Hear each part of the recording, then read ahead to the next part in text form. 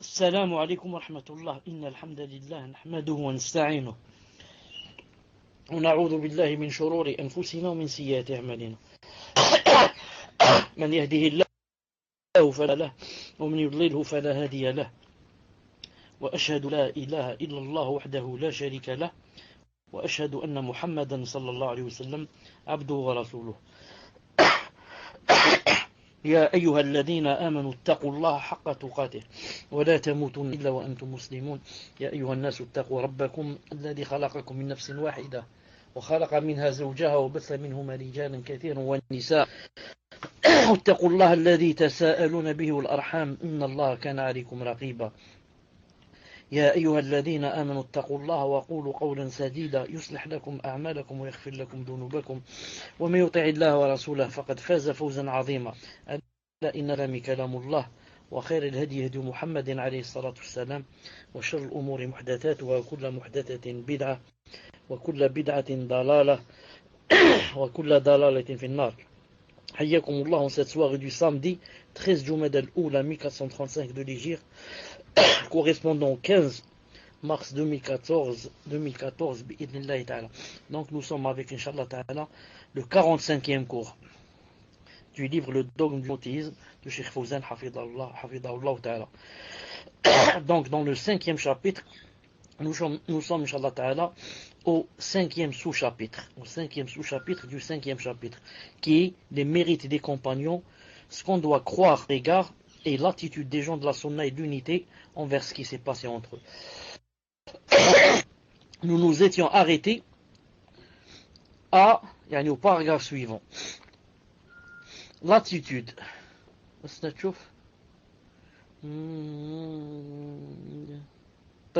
L'attitude des gens de la sunna et du consensus 55 au sujet de ce désaccord qui a eu lieu entre les Sahaba et entre Ali et Muawiyah radiyallahu ta'ala anhuma plus précisément, et de ce conflit qui est à l'origine des guerres entre les compagnons, se résume en deux points.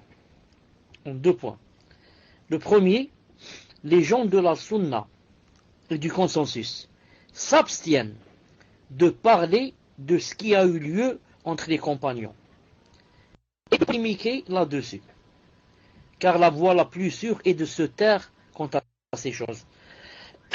J'avais oublié un hadith, subhanallah al-azim, maintenant j'ai un hadith qui me vient en tête, où le prophète m'a dit إذا ذكر أصحابي فأمسكوا. Si on parle de mes compagnons, taisez-vous. طيب. Allah subhanahu wa ta'ala dit dans le Coran والذين جاءوا من بعدهم يقولون ربنا اغفر لنا ولإخواننا الذين سبقونا بالإيمان ولا تجعل في قلوبنا غلا للذين آمنوا ربنا إنك رؤوف رحيم. Et ceux qui sont venus après eux, qu'est-ce qu'ils disent? Ils disent Seigneur, pardonne nos frères qui nous ont précédés dans la foi et ne mets pas dans nos cœurs aucune rancune pour ceux qui ont cru.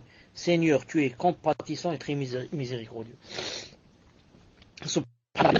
Maintenant, si on va appliquer ce qu'a dit Allah Ta'ala dans ce verset avec ce que font les Rawafid, ce que font les chiites, vous allez trouver que vraiment ils ne connaissent rien au Coran. D'ailleurs, eux, ils disent que ce n'est pas ce Coran qu'il faut suivre. Il y a un autre Coran, le Coran de Fatima, qui est chez quelqu'un, une Mahdi al-Muntazar, qui va venir à la fin du monde, qui est rentré dans un garage et n'est plus sorti à l'âge de 4 ou 5 ans. Sinon, le verset est très clair. Allah Ta'ala dit, et ceux qui sont venus après eux, ceux qui sont venus après les Sahaba, qu'est-ce qu'ils disent? Ils disent Seigneur, pardonne-nous. Donc je commence d'abord par voir mes péchés avant de parler sur les autres. Avant de parler sur les autres, je commence par demander à Allah Ta'ala de me pardonner car je suis plein de péchés. Pardonne-nous ainsi qu'à nos frères qui nous ont précédés dans la foi. Qui nous ont précédés dans la foi? D'abord les Sahaba et ensuite tous ceux qui sont venus après eux dans le même chemin. Je demande à Allah Ta'ala qu'il me pardonne. Et troisièmement, je demande à Allah Ta'ala de ne mettre aucune rancœur dans mon cœur pour ceux qui ont cru. alors que les Rawafid sont pleins de rancœur pour les Sahaba. Plein de rancœur et de haine et de colère contre les Sahaba. Alors que nous, Allah Ta'ala a demandé, il nous a dit de dire, Ya Allah, ne met dans nos cœurs aucune rancune pour ceux qui ont cru. Subhanallah al-Azim. C'est vraiment ajib, c'est vraiment ajib les Rawafid, c'est vraiment ajib.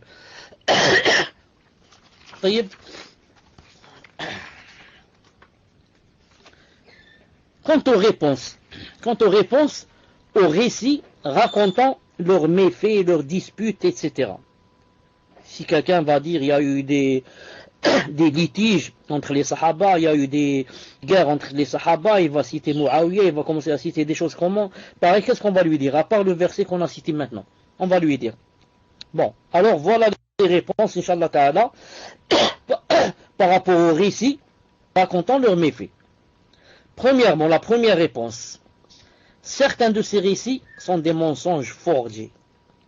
Certains de ces récits sont des mensonges forgés par les ennemis des Sahaba pour les diffamer. Certains de ce que vous ramenez comme récit, comme quoi il y a eu ceci, cela, sont des mensonges par les ennemis des Sahaba pour les diffamer.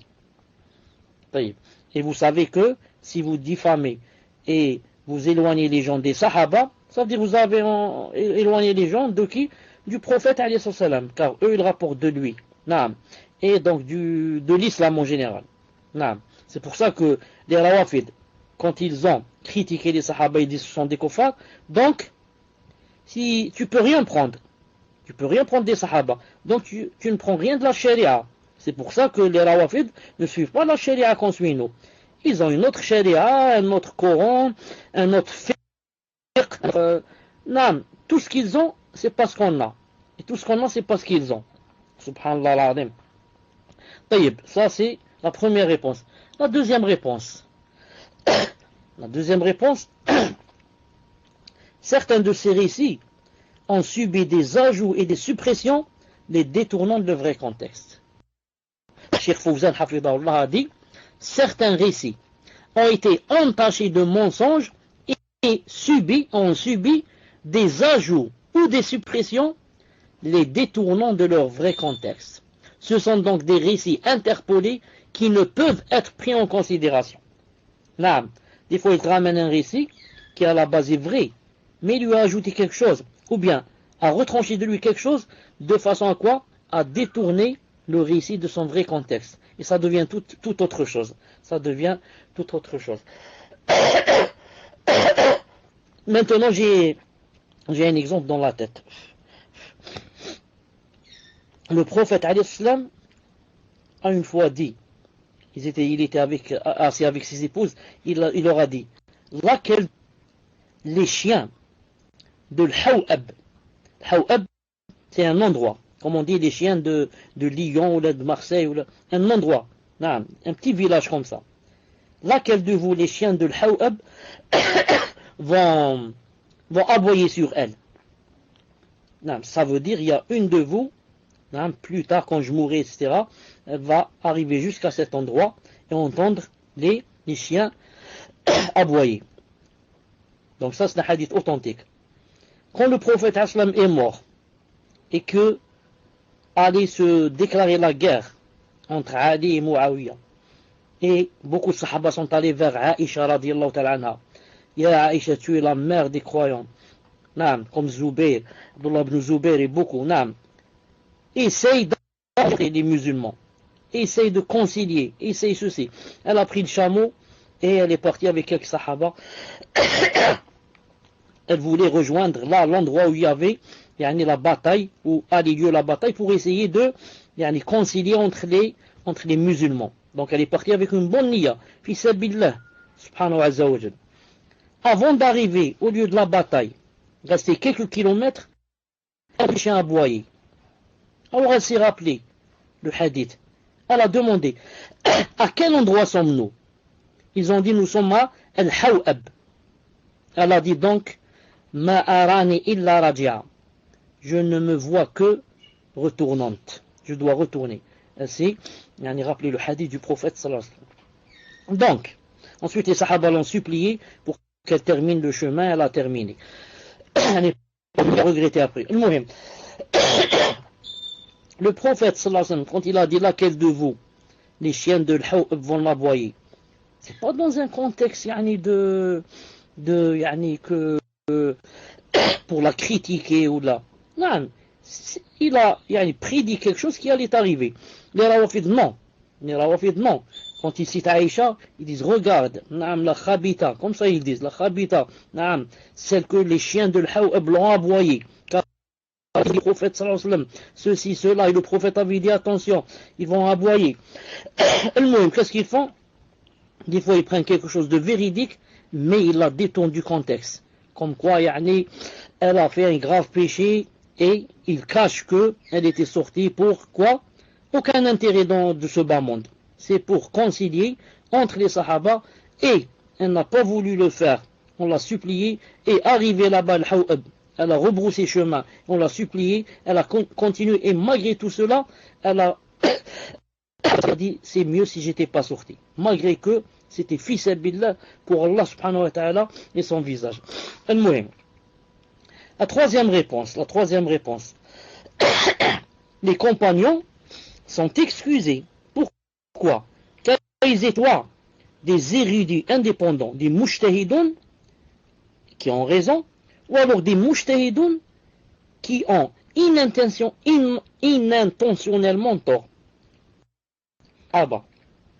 Ou bien, ce qu'ils ont fait comme guerre, ou bien, ils l'ont fait en étant des érudits, des savants indépendants, ce qu'on appelle des mujtahid, quelqu'un de mujtahid. S'il n'a pas raison, il a quoi? Il a une récompense, comme on va voir. Et s'il a raison, bien sûr, il a deux récompenses. Ou alors, ils étaient des mujtahid, des savants indépendants, ça veut dire que, il suffit de dire avec le Coran la Sunna, mujtahid, mais qui a inintentionnellement, sans faire exprès, il a eu tort. Shirdi. Certains récits, qui sont très rares, s'avèrent authentiques, mais les compagnons sont excusés, car ils étaient soit des érudits indépendants mujtahidoun qui eurent raison, soit des érudits indépendants qui eurent inintentionnellement tort. Il s'agit d'une affaire donc d'interprétation juridique pour laquelle le mujtahid, l'érudit indépendant, est doublement récompensé s'il déduit un jugement correct. Une faute de jugement, il a une seule récompense. Et son erreur est pardonnée suite au hadith qu'on va citer.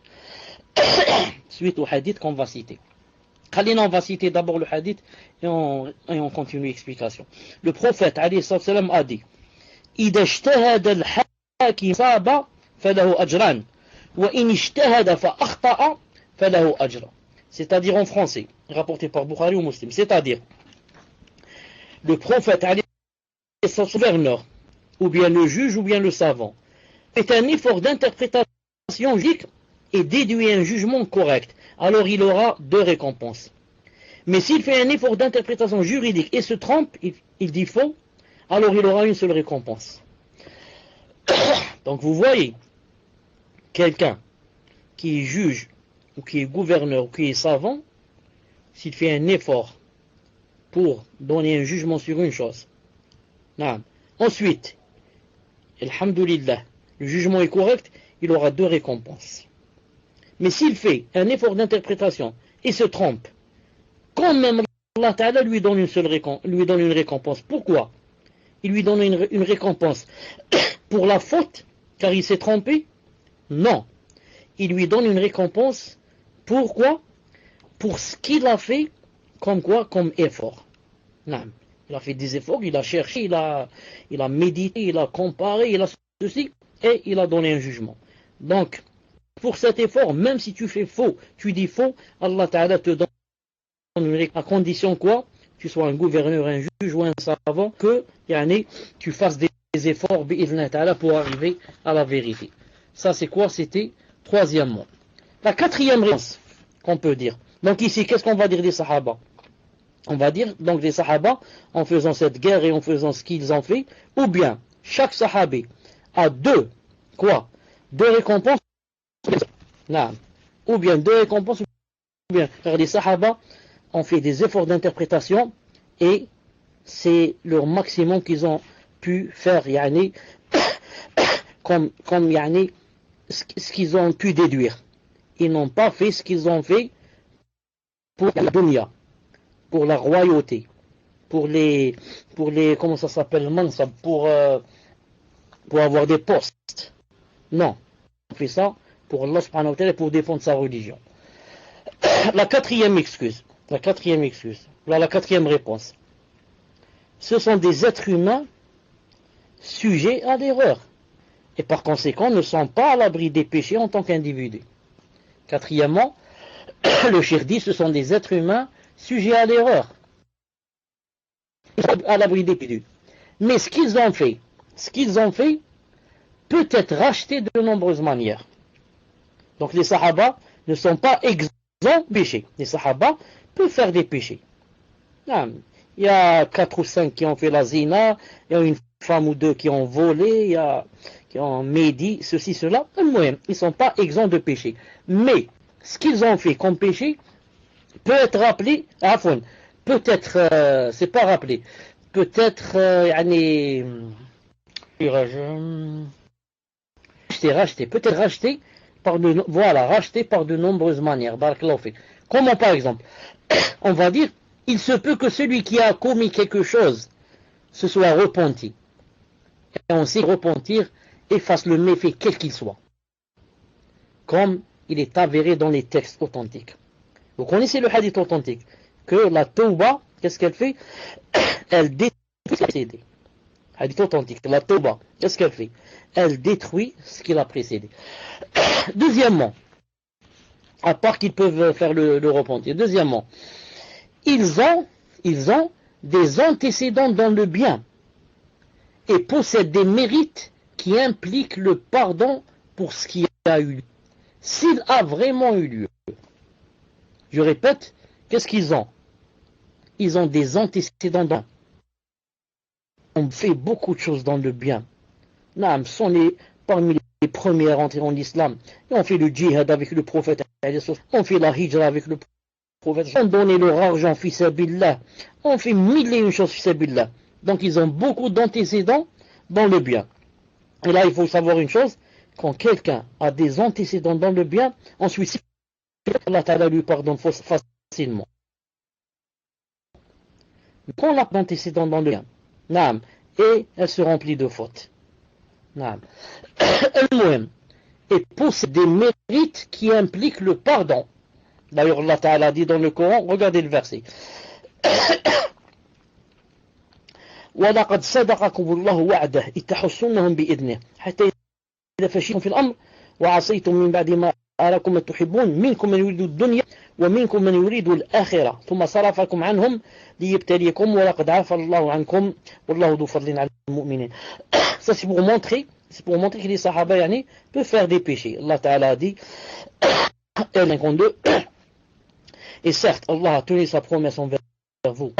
Par sa permission vous les tuiez sans relâche jusqu'au moment fléchi où vous vous êtes disputé à propos de l'ordonner et vous avez désobéi. Voilà une preuve que les sahaba peuvent faire des péchés. Allah Ta'ala dit et vous avez désobéi. Asaytum. Après qu'il vous eut montré que vous aimez, il en est parmi vous qui cherchent la vie d'ici-bas et d'autres qui cherchent l'au-delà. Ensuite, la fin du verset. Donc, voilà, quand on a parlé qu'ils avaient des antécédents dans le bien, regardez ce qu'Allah subhanahu wa ta'ala a dit. وَأَقِمِ الصَّلَاةَ طَرَفَيِ النَّهَارِ وَزُلَفًا مِنَ اللَّيْلِ إِنَّ الْحَسَنَاتِ يُذْهِبْنَ السَّيِّئَاتِ ذَلِكَ ذِكْرَى لِلذَّاكِرِينَ. Hud 114. Et accomplit l'acte aux deux extrémités du jour, c'est-à-dire avant le lever du soleil, avant le coucher du soleil. Et à certaines nuits, le témoin, les bonnes œuvres dissipent les mauvaises. Ceci est exhortation pour ceux qui réfléchissent. Allah Ta'ala, qu'est-ce qu'il a dit? les bonnes œuvres dissipent les mauvaises. Les bonnes œuvres dissipent les mauvaises. Cela est une exhortation pour ceux qui réfléchissent. Qu'est-ce qu'il a dit? Les bonnes œuvres dissipent les mauvaises. Donc, quand quelqu'un fait une mauvaise œuvre, qu'est-ce qu'il doit faire? Il doit faire après cela une bonne œuvre. Pourquoi? Car il a dit les bonnes œuvres dissipent les mauvaises. C'est une ni'ma. C'est une ni'ma d'Allah subhanahu wa ta'ala pour la personne qui se trompe. Je me trompe maintenant, 5 minutes après, je vais faire une bonne œuvre. Pourquoi? Pour effacer la mauvaise œuvre. Donc Allah subhanahu wa ta'ala, qu'est-ce qu'il nous a donné? Subhanallah al-azim, il nous a donné des gommes. Comme la gomme avec laquelle on efface. On efface ce qu'on a écrit avec le crayon. La même chose. Tu fais une mauvaise œuvre, hop, tu as une gomme. C'est quoi? C'est la bonne œuvre. Elle t'efface bi'idna ta'ala la mauvaise œuvre. Il a dit. Et ensuite, une dernière réponse. Une dernière réponse. Qu'est-ce qu'il a dit ici? Non. Il a dit leurs récompenses sont multipliées. Leurs récompenses sont multipliées plus que n'importe qui d'entre eux. Plus que n'importe qui d'autre. Et personne n'a autant de mérite que les Sahaba. En plus, il a été rapporté par voie authentique de la part du messager, alayhi salam, qu'ils sont la meilleure des générations. Il l'a bien dit. Les meilleurs des gens, c'est ma génération. Et il a été rapporté par un hadith authentique que la poignée d'aumône qu'il donne, qu'un sahabi donne, vaut plus que le poids de la montagne d'Uhud en or donné en charité par quelqu'un d'autre. Rapporté par Bukhari et Muslim. Il y a un hadith dans Bukhari et Muslim qui dit que si l'un de nous donne comme la montagne d'Uhud, le poids de la montagne d'Uhud, des milliards de kilos, des tonnes, ça ne peut pas, ça ne peut pas être, ce n'est pas équivalent à ce qu'un sahabi donne comme poignée seulement, poignée d'aumône. Lui, le sahabi donne une poignée, et toi tu donnes la montagne d'Uhud en or, tu ne peux pas l'égaler. C'est un privilège qu'Allah subhanahu wa ta'ala a donné spécialement aux sahaba. Cheikh l'Islam Ibn Taymiyyah rahimahullah ta'ala a dit dans Majmou' al-Fatawa, tome 35, il dit l'ensemble des gens de la sunna et de la jama'a et les imams de la religion ne croient pas à l'infaillibilité. Zama, ils sont infaillibles. Non. Ils ne croient pas à l'infaillibilité de l'un des compagnons des proches du prophète ou de ceux qui étaient les premiers à suivre l'ordre d'Allah ou d'autres. Bien au contraire, ces gens-là, les gens de la Sunna et Jama'a, estiment possible qu'ils commettent des péchés, Allah Azza wa Jalla leur pardonne suite au repentir, et ils lèvent leur degré pour se repentir ou par se repentir et leur pardonne aussi grâce aux actes expiatoires ou pour d'autres raisons. Il y a des actes expiatoires ou pour d'autres raisons. Allah Ta'ala dit dans le Coran 39-33 والذي جاء بالصدق وصدق به أولئك هم المتقون لهم ما يشاءون عند ربهم ذلك جزاء المحسنين ليكفر الله عنهم أسوأ الذي عملوا ويجزيهم أجرهم بأحسن الذي كانوا يعملون. Tandis que celui qui vient avec la vérité, celui qui la confirme, ceux-là sont les pieux. Le témoin, ils auront tout ce qu'ils désireront auprès de leur Seigneur. Voilà la récompense des bienfaisants, afin qu'Allah leur efface les pires de leurs actions et les récompense selon ce qu'ils auront fait de meilleur. Donc Allah Ta'ala a dit que ils auront tout ce qu'ils désireront auprès de leur Seigneur. Voilà la récompense des bienfaisants. Voilà la récompense des bienfaisants. Et Allah Ta'ala dit aussi dans ce verset وَوَصَّيْنَا الْإِنسَانَ بِوَلِدِهِ إِحْسَانًا حملته أمه كرها ووضعته كرها وحمله وفصاله 30 شهرا حتى إذا بلغ شده وبلغ 40 سنة قال ربي أوزعني أن أشكر نعمتك التي أنعمت علي وعلى والدي وأن أعمل صالحا ترضى ذريتي إني تبت إليك وإنني من المسلمين. Nous avons enjoint à l'homme de la bonté envers ses pères et ses mères. Sa mère l'a péniblement porté dans son ventre, c'est-à-dire, et on a péniblement accouché. Et sa gestation et sévrage durant 30 mois. Puis, quand il atteint les pleines forces, il atteint 40 ans.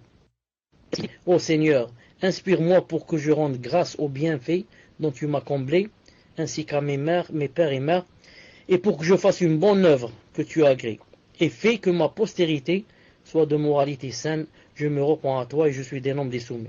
Voilà ce qu'on doit dire quand on devient mûr et qu'on a 40 ans, on fait ses doigts, et non pas on va s'acharner contre les sahaba. C'est pas on va s'acharner contre les sahaba et dire d'eux ce sont des pervers et des kuffars. Mais on demande Allah Ta'ala de nous pardonner et de pardonner à tous ceux qui nous ont précédés. Et je demande à Allah Ta'ala de m'aider pour faire du bien, etc. Non. Pour terminer, Cheikh Fawzan Hafidhahullah dit: les ennemis d'Allah ont profité de ce qui s'est produit entre les compagnons à l'époque de la grande crise, comme divergence et guerre, pour les diffamer et pour porter atteinte à leur honneur. Hélas, certains écrivains contemporains ont suivi cette même voie répugnante et ont abordé un domaine dont ils n'ont aucune connaissance, en se désignant comme juge entre les compagnons du messager d'Allah alayhi salam. Ils donnèrent ainsi raison aux uns et blâmèrent les autres sans preuve, mais plutôt par ignorance et passion. Ils ne font que répéter ce que les tendancieux et les rancuniers parmi les orientalistes et leurs adeptes disent, au point qu'ils ont semé le doute dans l'esprit de certains jeunes musulmans qui possèdent une connaissance médiocre de l'histoire glorieuse de leur communauté et de leurs pieux prédécesseurs qui représentent la meilleure des générations. En effet, tout cela n'est qu'un prétexte pour porter atteinte à l'islam et semer le désaccord entre les musulmans et semer la rancune de ces derniers quant au premier, par rapport au premier, au sahaba, plutôt que de prendre les pieux prédécesseurs comme modèle à suivre et de mettre en pratique la parole divine où Allah subhanahu wa ta'ala a dit, écoutez ce qu'Allah ta'ala a dit: أولئك الذين نتقبل عنهم أحسن ما عملوا ونتجاوز عن سيئاتهم في أصحاب الجنة وعد الصدق الذي كانوا يعادون. نعم. Non, c'est pas celui-là, c'est pas le verset que je veux. Voilà le verset que je voulais. Une seconde, j'efface ça. Non. Voilà le verset que je voulais.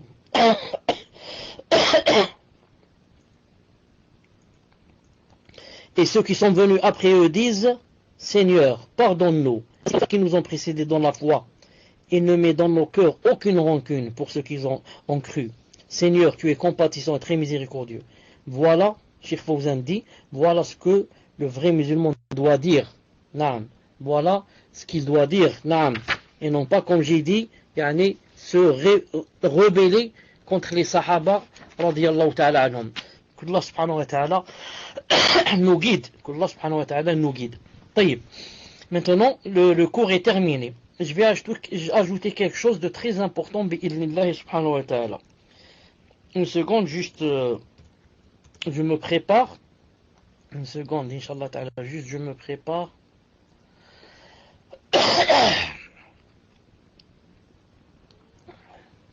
Une seconde.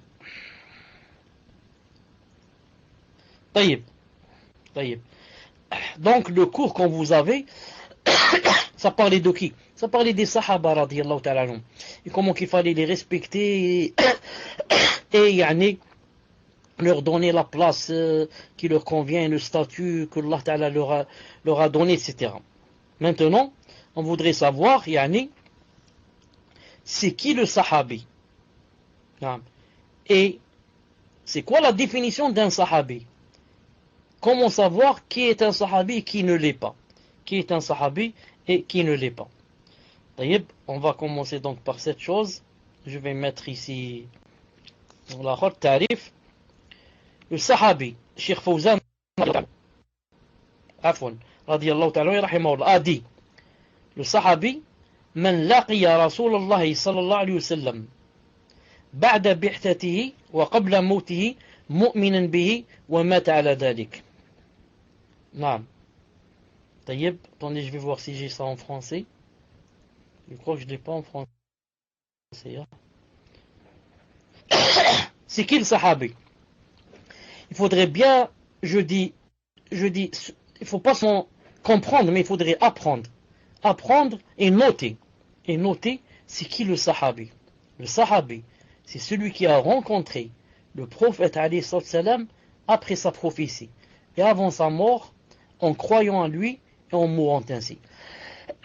Je répète, le sahabi, c'est celui qui a rencontré le prophète alayhi salam après sa prophétie et avant sa mort, en croyant en lui et en mourant ainsi.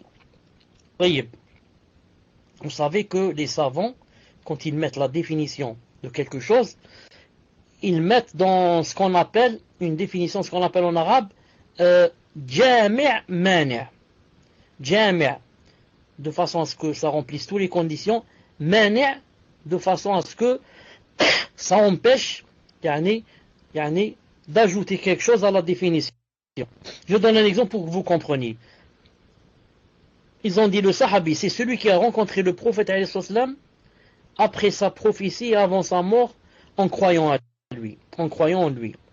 Non.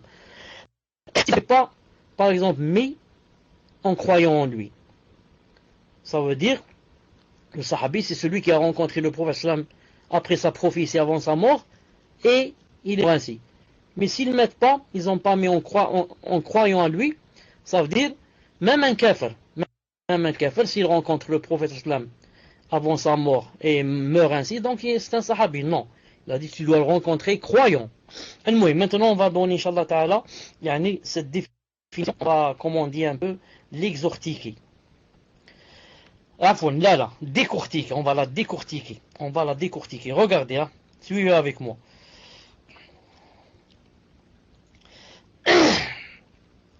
Qu'est-ce qui va rentrer dans cette définition? Premièrement, va rentrer dans cette définition qui? Les djinns. Car on a dit, le sahabi est celui qui a rencontré le prophète avant sa prophétie et mort, et avant sa mort en croyant en lui. Et il y a des djinns qui ont rencontré le prophète avant la prophétie, après sa prophétie et dans l'islam, et sont morts ainsi. Naam. Il y a des djinns qui meurent, vous savez. Donc, il y a des djinns qui sont des sahaba. Ça c'est premièrement.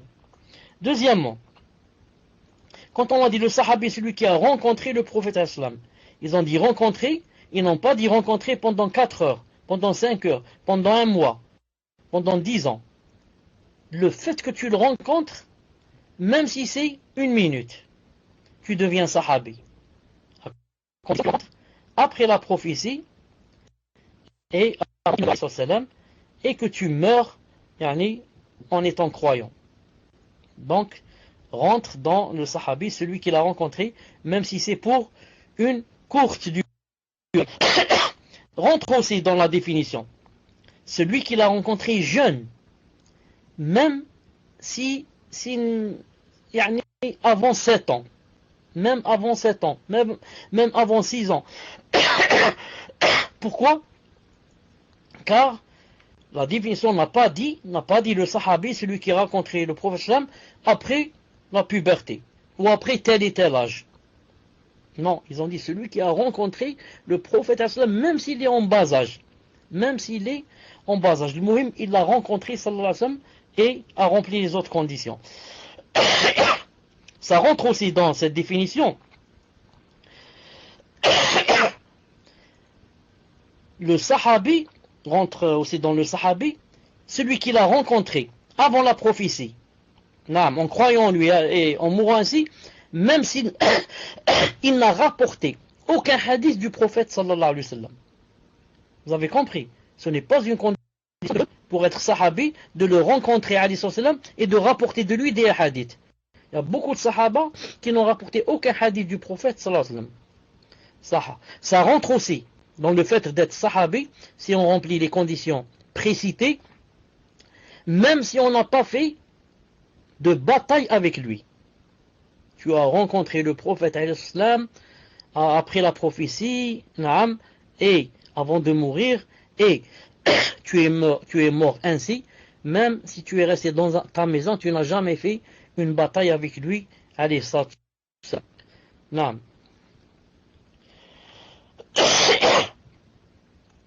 Et ça rentre aussi dans le sahabi, celui qui l'a rencontré, même s'il n'a rien entendu de lui, alayhi salam.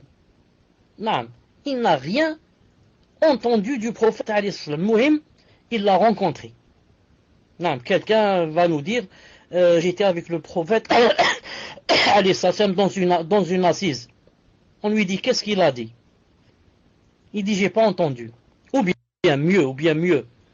On va lui dire, qu'est-ce qu'il a dit? Il va nous dire, je suis sourd, je n'entends pas. On va dire de lui, c'est un sahabi ou pas? C'est un sahabi, pourquoi? Parce que l'essentiel, c'est de l'avoir rencontré, avec les autres conditions. Et non pas d'avoir, rapporté de lui quelque chose, ou bien de l'avoir entendu. Le muhim, d'avoir rencontré. Pourquoi avons dit l'avoir rencontré? Pourquoi ils n'ont pas dit le sahabi et celui qui a vu le prophète, alayhi salam? Car si tu dis le sahabi et celui qui a vu le prophète, alayhi salam, alors tous les aveugles, comme Abdullah ibn Maktoum, tu vas dire, son mu'adhin, tu vas dire de lui, il n'est pas sahabi. On te dit pourquoi? Tu vas dire, la définition a dit, le sahabi, c'est celui qui a vu le prophète, alayhi salam. Et celui-là, c'est un aveugle, il ne l'a pas vu. Donc, c'est pas un sahabi. Nous, qu'est-ce qu'on dit? Alhamdulillah. On n'a pas dit que le sahabi, celui qui a vu, mais le sahabi, celui qui a rencontré. Une grande différence entre les deux. Écrivez numéro 1 si vous m'entendez toujours. Une sœur a dit, il vient de dire le sahabi, celui qui a rencontré avant la prophétie. Même si Allah il s'est trompé quand il a dit celui qui a... Après la prophétie. Naam. Barakallahu fiki, ukhti. Si vous m'avez entendu dire celui qui a rencontré le sahabi, celui qui a rencontré le prophète avant la prophétie, c'est un lapsus, ce qu'on appelle. Ce n'est pas ce que j'ai voulu dire. Ce que j'ai voulu dire, c'est après la prophétie. Car celui qui le rencontre avant la prophétie, ça ne compte pas. Tu n'as pas rencontré le prophète, alayhi salam. Pour être sahabi, il faut rencontrer le prophète, sallallahu alayhi wa sallam. Et toi, tu as rencontré Muhammad ibn Abdillah ibn Amina, avant 40 ans, donc il n'était pas messager. Donc tu as rencontré un homme simple. Vous avez compris? Il faut le rencontrer après être prophète, sallallahu alayhi wa sallam. Ça. Ensuite, il y a quelque chose. Regardez par exemple, si une personne a rencontré le prophète, alayhi wa sallam, après la prophétie. Vous avez compris? Ensuite, le prophète est mort, en croyant en lui, bien sûr. Ensuite, donc cette personne est devenue sahabi. Ensuite, le prophète est mort. Ensuite, la personne a apostasié. La personne. Mais elle n'est pas morte ainsi. Après quelques années, elle est revenue vers l'islam. Est-ce qu'on va dire c'est un sahabi ou c'est pas un sahabi? Certains savants ont dit il n'est pas un sahabi. À cause de l'apostat lui a fait diminuer son statut. L'apostat l'a fait dégrader. Elle l'a dégradé de sahabi à tabi'i. Mais l'avis le plus juste, Inch'Allah Ta'ala, c'est quoi? C'est qu'il reste toujours sahabi. Pourquoi? Parce que l'essentiel, il est revenu vers l'islam avant de mourir. C'est ça l'essentiel. Al-Muhim, il n'est pas mort, en tant que kafir. Et nous, dans la définition, qu'est-ce qu'on dit? On a dit, et c'est celui qui meurt ainsi, c'est-à-dire en croyant en lui. Et celui-là a cru en lui et est mort ainsi. Même s'il a changé entre-temps, il a fait apostasie, mais alhamdoulilah, il est revenu. Donc c'est toujours un sahabi bi'idhnillahi ta'ala. Si une personne, regardez-nous, quand on a dit dans la définition, le sahabi, c'est celui qui a rencontré le prophète sallallahu alayhi wa sallam. Non, on a dit comme ça, après la prophétie. Imaginez si quelqu'un ne l'a pas rencontré, mais a cru en lui sans le rencontrer. On va donner l'exemple de qui? Très connu. Le Négus. Voilà, Najashi. quand le prophète alayhi salam lui a envoyé, comment il s'appelle, Ja'far et les autres sahaba. Ils lui ont fait la da'wa, qu'est-ce qu'il a dit? Il a dit que, là, j'ai cru en lui. La preuve, quand il est mort, le Négus de l'Éthiopie, le prophète islam a fait sur lui la prière. La prière de quoi? La prière de l'absent. Ça. Et il a dit, comme dans Sahih al-Bukhari, aujourd'hui un homme pieux est mort, un frère bienfaisant est mort, et on va prier sur lui, il a prié sur lui. Le Négus, est-ce qu'il a vu le prophète islam? Il ne l'a pas vu, donc il ne l'a pas rencontré. Pourtant, il a cru en lui et il est mort ainsi. Est-ce que c'est un sahabi? Non. C'est qui? C'est un tabi'i. C'est là, on fait rentrer dans les enfants des sahaba, pas les sahaba. Pourquoi? Le sahaba, il faut comme condition avoir rencontré le prophète sallallahu alayhi wa sallam. Ça. Et maintenant, quand on a cité tout ça, qu'est-ce qui ne rentre pas? Qu'est-ce qui ne rentre pas dans la définition? Ne rentre pas dans la définition celui qui a rencontré le prophète sallallahu alayhi wa sallam kafiran. Celui qui a rencontré le prophète kafiran, il n'est pas sahabi. Pourquoi? Parce qu'il a rencontré le prophète sallam kafir. Il n'a pas rencontré en tant que quoi? En tant que croyant. Même si après que le prophète sallam meurt, lui, il devient musulman. Je donne un exemple. Une personne a rencontré le prophète ﷺ, mais cette personne était dans le coffre. Ensuite, quand le prophète ﷺ est mort, cette personne qui était dans le coffre est rentrée en islam. Cette personne a rencontré le prophète ﷺ ou ne l'a pas rencontré? Elle l'a rencontré. Est-ce que c'est un sahabi? Non. Pourquoi? Quand il l'a rencontré, il ne l'a pas rencontré en tant que croyant. Il l'a rencontré en tant que kafir. On va dire oui, mais maintenant il est croyant. On lui dit oui, maintenant il est croyant. Mais quand il l'a rencontré, il n'était pas croyant. Et la condition d'être sahabi, c'est de rencontrer le prophète alayhi salam croyant après sa prophétie. Naam.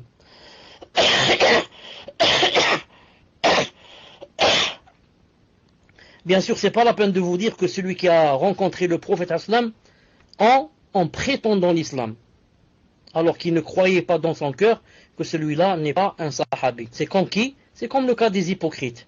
Tous les hypocrites ont rencontré le prophète islam en prétendant qu'ils étaient des musulmans. Mais ils ne sont pas des musulmans, donc ce ne sont pas des sahabis.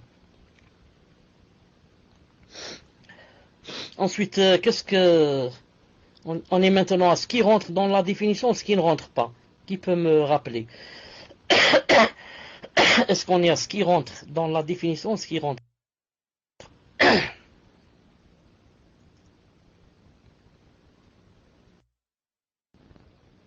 Je crois ce qui rentre pas. Hein? Ce qui rentre, hein? Ce qui rentre. Je vais me rappeler un peu maintenant. Non, ce qui rentre pas. On est ce qui rentre, voilà. On a commencé par ce qui rentre. Et maintenant, ceux qui ne sont pas des sahaba. Comme le négus et celui qui est des hypocrites, etc. Naam. Ne rentre pas aussi dans les sahaba. Celui qui a rencontré le prophète alayhi salam, il a rencontré le prophète alayhi salam en croyant pas à lui, mais en croyant aux autres prophètes. C'est comme les gens du livre. Hein, un chrétien qui a rencontré le prophète islam. Est-ce qu'il est sahabi? Il n'est pas sahabi. Pourquoi? Parce qu'il n'a pas cru en la prophétie de Mohammed alayhi salam. Mais malgré en la prophétie de Jésus alayhi salam. Vous avez compris? Pour qu'il soit sahabi, il faut qu'il croit en Mohammed alayhi salam. Spécialement. Naam.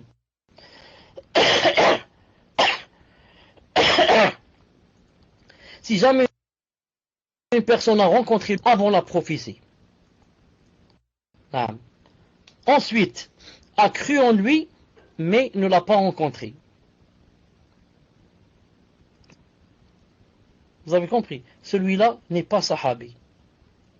Je donne un exemple. J'ai rencontré le prophète alayhi salam, mais il n'était pas encore prophète. Il avait par exemple 38 ans. 39. Il n'est pas encore prophète. Il n'a pas encore reçu le message. Taïb. Ensuite, après 40 ans, quand il a eu le message, je ne l'ai jamais rencontré. Je suis sahabi? Non. Pourquoi? Car la définition dit, pour être sahabi, il faut avoir rencontré le prophète sallam après la prophétie, pas avant. Vous avez compris? Non.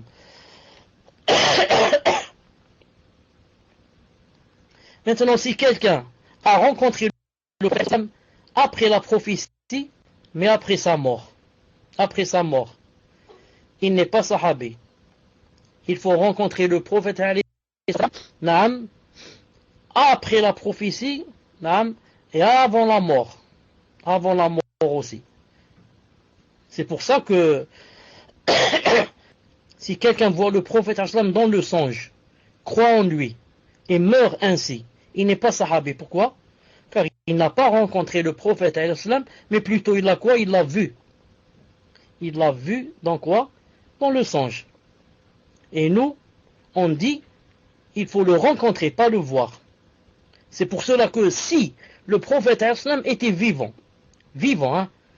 et que tu étais par exemple sur le sommet d'une montagne, ensuite que, par exemple, de loin il y a une caravane qui passe à 1 kilomètre, et quelqu'un qui connaît le prophète te dit, tu vois là-bas, parmi les gens, tu vois celui qui est le premier par exemple, ou bien le dernier, avec un turban par exemple noir sur sa tête. Tu dis oui, je le vois. Il te dit c'est le prophète alayhi salam. Il te dit je le connais. Tu n'es pas sahabi. Pourquoi? Car tu l'as vu, mais tu ne l'as pas rencontré. Non, il faut le rencontrer. Même s'il ne te voit pas. Il y a une assise. Imagine, tu rentres dans la mosquée du prophète alayhi salam. Il est en train de faire un cours, par exemple. Et toi, tu viens, tu t'assois juste derrière lui, par exemple. Il t'a pas vu, mais tu es sahabi. Pourquoi? Tu l'as rencontré. L'essentiel, c'est pas la vue, c'est la rencontre. Pourquoi on dit sahabi? Ça vient de quel mot? On l'a vu la fois passée. Sahabi, compagnon. Donc, celui qui l'a vu ne lui a pas tenu compagnie. Mais par contre, si tu t'assois avec lui, tu lui as tenu compagnie. Tu es un compagnon. Même si tu lui as tenu compagnie quelques secondes. Vous avez compris, l'essentiel, c'est pas de le voir, mais de lui tenir compagnie. Al-Muhim. Qu'est-ce que j'allais dire ici? Si je me rappelle. Cheikh Ben Uthaymin, dans ses livres, rahimahullah, de temps en temps, il pose comme une petite devinette. Il dit, quel est le sahabi qui est vivant jusqu'à de nos jours? Quel est le sahabi qui est vivant jusqu'à de nos jours? Est-ce que quelqu'un a une réponse? Quel est le sahabi qui est vivant jusqu'à de nos jours? Est-ce que quelqu'un a une réponse? Donc la réponse, Inch'Allah Ta'ala, d'après Cheikh Ben Uthaymin, d'après d'autres savants, la réponse est Isa alayhi salam. Jésus, ce qu'ils appellent eux Jésus. Pourquoi? Parce qu'il a rencontré le prophète islam, comme vous savez, quand il a fait l'Isra ou le Mi'raj. Le prophète islam, vous savez, il a rencontré beaucoup de prophètes et il les a guidés dans la salat à Palestine. Entre autres, il a rencontré Isa, alayhi salam, Jésus. Non, mais celui-là est toujours vivant. Et mourra sur l'islam, bien sûr. On ne va pas dire que Isa va mourir chrétien. Et, subhanallah al-azim. Amin, barakallahu fik. Et ceux qui ont cité que Isa alayhi salam était un sahabi, il y a même parmi les grands savants, comme quelqu'un qui s'appelle Zahabi. Qui ne connaît pas l'imam Zahabi, rahimahullah, qui a Siyar Nubal al-A'lam et qui a l'Isaba fi Tamyiz Sahaba. Dans son livre, l'Isaba fi Tamyiz Sahaba, l'Isaba, dans le fait de distinguer entre les Sahaba, il a cité Isa alayhi salam parmi les Sahaba. Il l'a cité où? Attendez, je vais vous le montrer. Dans son livre, l'Isaba fi Tamyiz Sahaba, numéro 4, 761. Tome numéro 4, l'imam Zahabi, dans le tome numéro 4, page 761, quand il est arrivé à Isa alayhi salam, il a dit Isa ibn Maryam, fils de Marie, il a dit sahabi, c'est un sahabi. طيب, Maintenant, je vous pose une deuxième question. Quel est le sahabi? Quel est le sahabi? Si. Ou alors, quel est le sahabi? Qui? Lorsque tu le cites, Allah subhanahu wa ta'ala te donne 30 récompenses. Quel est le sahabi? Qui? Lorsque tu cites son nom, parmi tous les sahaba, il y a celui-là seulement. Dès que tu cites son nom, Allah ta'ala te donne 30 récompenses. C'est qui?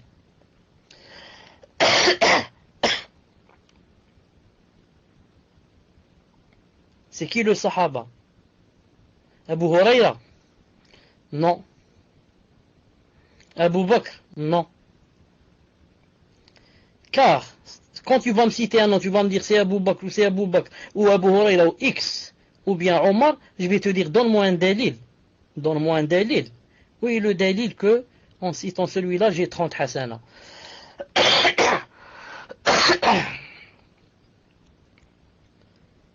Hein? Au lieu de jouer aux devinettes, les devinettes de choses qui n'ont rien à voir avec le din. Non. Pourquoi pas? On cherche comme ça, comme dit Cheikh Ibn Uthaymin, des devinettes dans le din. Indice, il est cité dans le Coran. Regardez, Allah subhanahu wa ta'ala dit dans le Coran. Il a dit فَلَمَّا قَادَ زَيْدٌ مِنْهَا وَطَرًا زُوَّجْنَكَ. Il a dit, puis quand Zayd eut cité toute relation avec elle, nous te la fîmes épouser. Il parle de Zaynab. Donc Zayd, c'est un sahabi. Et il est cité dans le Coran avec son nom. Et vous savez que dans le Coran, chaque lettre, c'est combien de hasanat? 10 récompenses. Et quand tu sais Zayd, en arabe, il s'écrit avec combien de lettres? 3 lettres. Donc tu as 30 récompenses. À chaque fois que tu lis le Coran, en arrivant à Zayd, tu as 30 récompenses. Et c'est le seul, subhanallah al-azim, cité dans le Coran. Voilà, inshallah ta'ala, pour le cours. Subhanakallahumma bihamdik. Ashhadu an la ilaha illa ant, astaghfiruka wa atubu ilayk. Assalamu alaykum wa rahmatullahi wa barakatuh. Bon, je les reçois actuellement, cher. Mais on va commencer, inshallah. Et je les découvre, j'espère juste que vous avez bien écouté ce qu'on vous a demandé et que les questions concernent bien le cours de ce soir, celles qui m'ont été envoyées par Ta'amallah.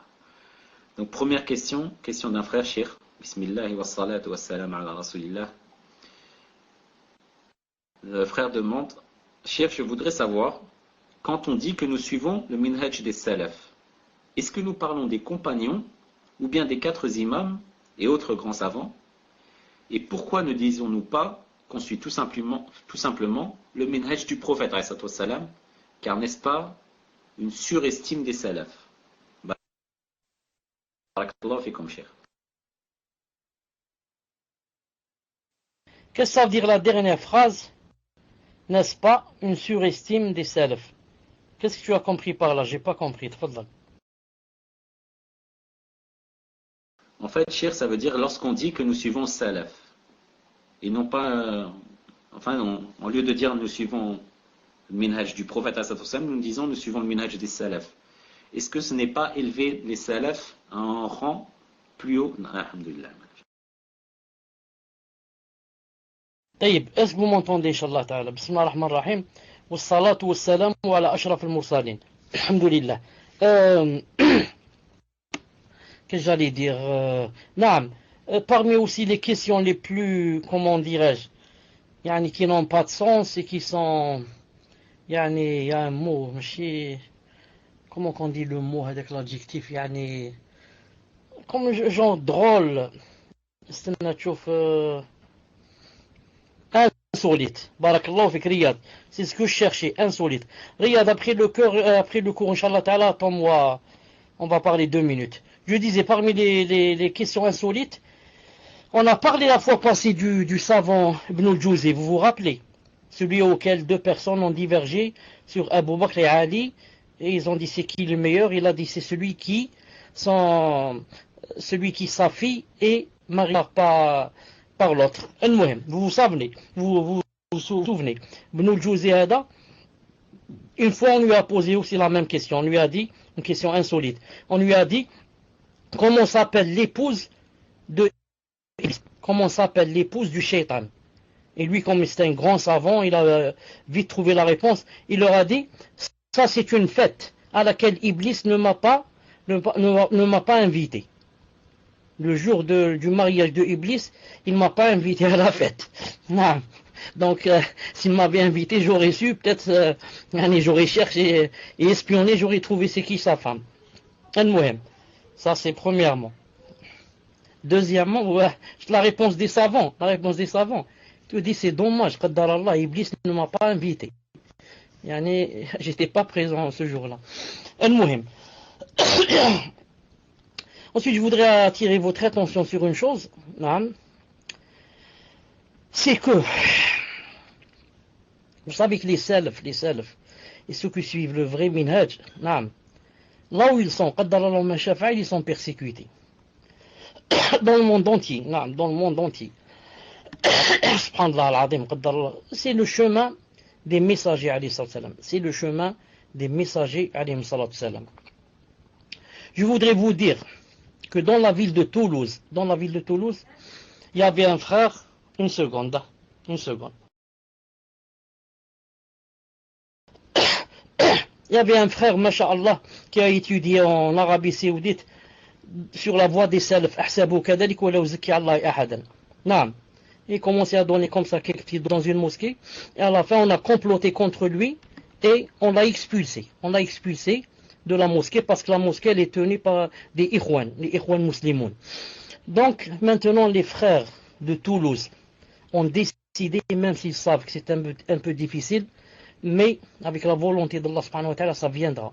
Ils ont décidé d'acheter un lot de terrain et de construire une mosquée sur Toulouse. La première mosquée sur la voie des salaf bi'idhnillah subhanahu wa ta'ala. Et il y va sans dire que ils ont besoin bi'idhnillah ta'ala de votre aide. On leur a demandé 60 000 euros. Ils sont maintenant 11 000 euros et quelques. 11 500, quelque chose comme ça. Non. Si maintenant quelqu'un veut faire quelque chose fi sabilillah et peut donner fi sabilillah 5 euros, 10 euros, 20 euros, comme il peut. Ce que tu donnes, c'est pas pour la mosquée, c'est pour toi. Plus tu en as donné, plus tu vas trouver au dire alhamdulillah, j'ai vaincu mon nafs, j'allais donner 1 euro. Alhamdulillah, j'ai donné 10. Alhamdulillah, j'ai vaincu mon nafs. Naam, c'est comme a dit Allah Ta'ala, وَمَا أَنفَقْتُم مِّن شَيْءٍ فَهُوَ يُخْلِفُهُ. Il a dit tout ce que vous donnez, Allah Ta'ala va le redonner. Toi tu donnes par là, hop, une semaine, un mois après, sans te rendre compte, tu vois que une rentrée est venue. Subhanallah al-Azim. Des fois tu fais la relation, des fois tu fais pas. Je dis, la première mosquée sur la voie des salaf. Inch'Allah Ta'ala, c'est un projet qui a commencé. On a besoin, ils ont besoin bi'idhnillahi ta'ala de votre aide. Dans le prochain cours, maintenant j'ai pas le comment ça s'appelle le numéro de compte. Le numéro de compte, je l'ai pas avec moi. Prochaine fois, Inch'Allah Ta'ala, je vous le donnerai. Pour celui qui a envoyé quelque chose fi sabilillah subhanahu wa ta'ala pour rencontrer cette chose demain. Et ce qui est bien, c'est quoi? C'est quand tu aides à construire une mosquée. Et salaf, pas mosquée des Ikhwan, pas de mosquée de Tablir, pas de mosquée de Khawarij. Quand Allah Ta'ala fait de toi une pour construire une mosquée de salaf, ça veut dire quand tu meurs, subhanallah, quand tu meurs, même dans la tombe, les récompenses viendront. Chaque personne qui va prier dans cette mosquée va te donner une partie comme lui. Tu ne vas pas lui prendre, tu ne vas rien lui prendre. Mais Allah Ta'ala te donne une part de sa prière.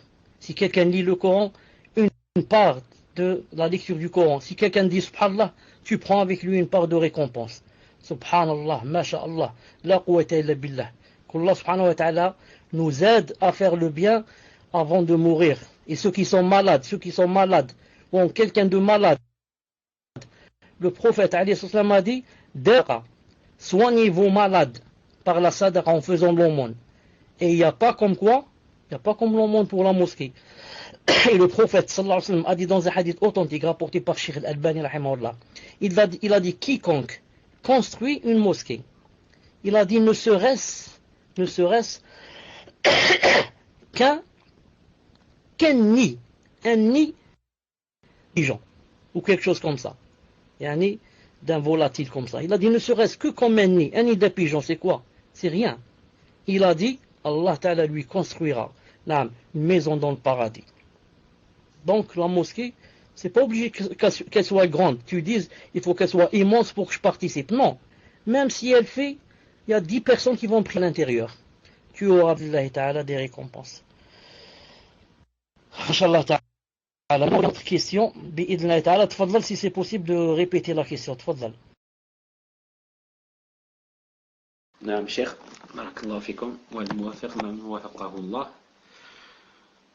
Et donc la question du frère est, Cheikh, je voudrais savoir, quand on dit que nous suivons le minhaj des salaf, est-ce que nous parlons des compagnons ou bien des 4 imams et autres grands savants, donc qui sont les salafs?